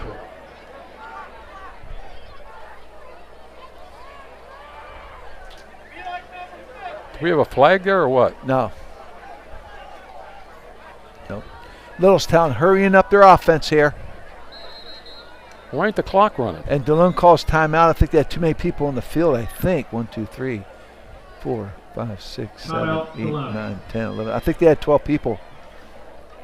Well, still the ref never cranked the clock. We would like to take a moment and recognize all those men and women present who have served in the armed forces and law enforcement.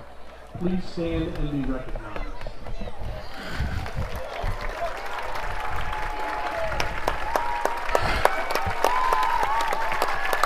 Everybody didn't hear what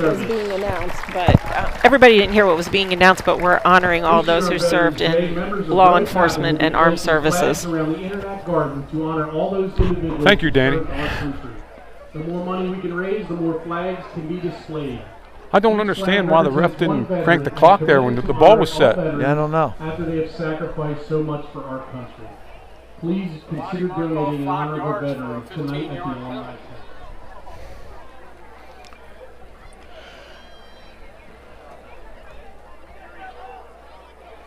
Chris Costello's in there in the secondary, number 3. So the ball's sitting just outside the 30-yard line. 2:58 left, Delone up by 2 scores. And the clock should, that would not after a timeout now, yeah. Delone called a timeout. They blew both teams with 2 timeouts now.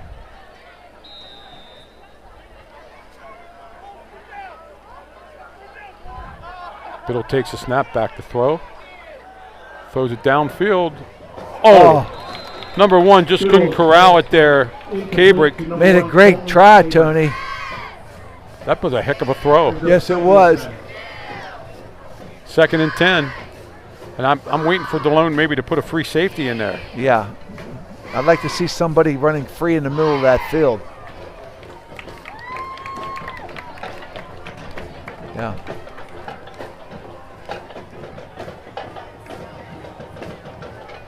Biddle brings him back up to the line of scrimmage. 2nd and 10.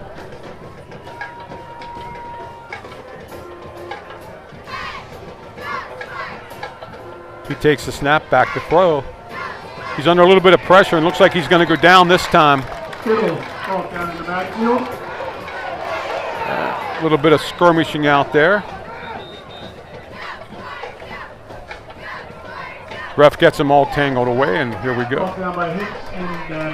Again, the clock's not running. Well, Caden Hicks, Tony, number 6 from his defensive end position. Timeout Littlestown. Timeout Littlestown again.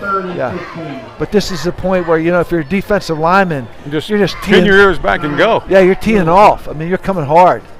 Yeah. Sort of the way you played that Cedar Cliff game when Nelson was the quarterback for Cedar Cliff. Let's just say we were glad to get that game over with. 2:41 left. Littlestown with 1 timeout left. Broadcast Tremor Friendly Dentistry, G&S Food, Donald B. Smith Roofing, McSherrystown Home Association, Griffith Plumbing Services, McSherrystown KSC Council 2551 and the Ladies Auxiliary, the Hanover Auto Team, David Roth Orthodontics, Vibrant with Molly Bruce, Cunnawalla Enterprises, Cunnawalla Contractors, and UPMC. Thank you for supporting our Squires. For more information, contact Mr. Matthew Thomas, Director of Community Engagement, at mthomas@delonecatholic.org, or call 637-5979. 5969. Yeah, good job here by the referees, Tony. I think they're talking to some of the players, a little, I don't want to say extracurricular activity, but, well, there was the last play, and a little bit. They're doing their job. They're preventive officiating. Yeah, some good sportsmanship in there. A couple guys shaking hands. Okay. It's been a tough, well-played game in some respects at the line of scrimmage. 3rd and 15. Biddle back to throw again. Throws it down the field, and that's way far for going to bring them up a 4th and 16 with 2:36. Yeah. Incomplete. Littlestown with only 1 timeout left, so they're definitely going to have to go for this.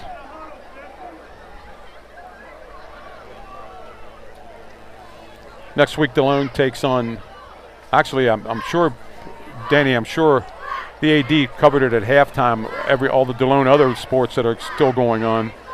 The tennis, the volleyball, the soccer. Go to Delone Athletics to get the updates on that.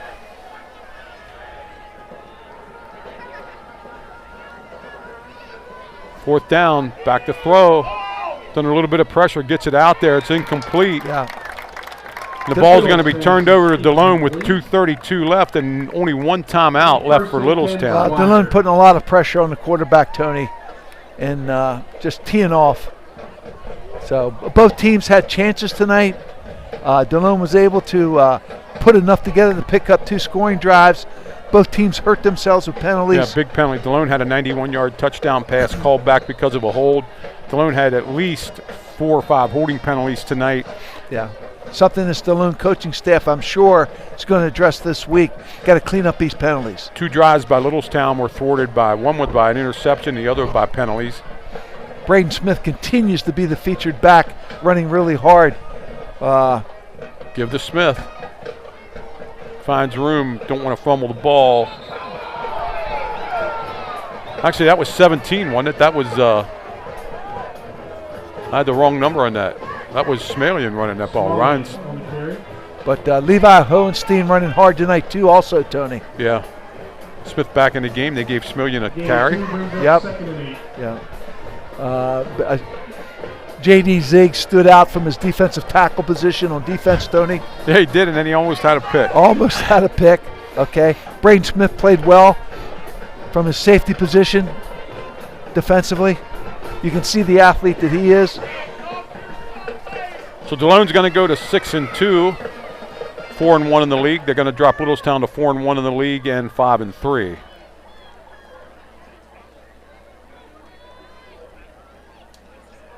Staub takes the snap, gives it to Hohenstein. He cuts it back in. Don't want to go out of bounds. Nope. Drop for no gain. This Littlestown team has to travel to Biglerville next week. Yes, Biglerville, and then end the season against Bermudian. So they're into the teeth of their season, no question about it. That 3-game stretch of Delone, Biglerville, and Bermudian. Yeah, Biglerville next week and then Bermudian the week after. They sit at 5-3 now, and they're going to have to probably get one of those wins to get into the District 3A districts. Mm-hmm. Going to be under a minute now, and Delone's just letting that. Littlestown's not going to use that last time out. Tony, we have an updated score from the York Catholic game. It's Bermudian 49, York Catholic 7. That's the final. Okay, thank you, Danny. 49-7, Bermudian takes care of York Catholic, which really helps Delone now. It almost assures Delone will have the home district game. Yeah. So we got a penalty. Delone gets a 5-yard penalty. Staub did not get the ball snapped in time. He was watching the ref. But that's all right. It's only 41 seconds left. They run one more play. And it'll be over. Unless Littlestown uses their timeout. Good. We'll be back here in 2 weeks. York Catholic Delone. Remember next week, Saturday, 10 o'clock. Delone York Tech. Yeah, follow DeloneCatholic.org athletics for all the updates and all the other athletic sports events. Play ball is going to take it and gets pulled down. And unless Littlestown calls a timeout, that's going to do it. Well, it wasn't pretty, Tony. Troubling at times, but Delone puts enough together to get this win, 14-0. Okay, but we got to clean up these penalties a little bit. But it is a rival game, and Delone's happy to come out here with the victory. Big victory for Delone tonight, 14-0. Like I said, they go to 6-2, 4-1 in the league. Bermudian looks like they have a pretty good grasp in the league, so the fight's actually for second place. Delone needed this win to almost secure themselves a home playoff game. So that's it from JT Flaherty Field tonight. The final here, 14-0 Delone over Littlestown. I'm Tony Weaver, George Nieder, Mike Knoll, Danny and Bill Smith, Luke and Zach. Thanks, everybody. Danny, you have anything else you want to say? Or good night, everybody, from JT Flaherty Field. Good night.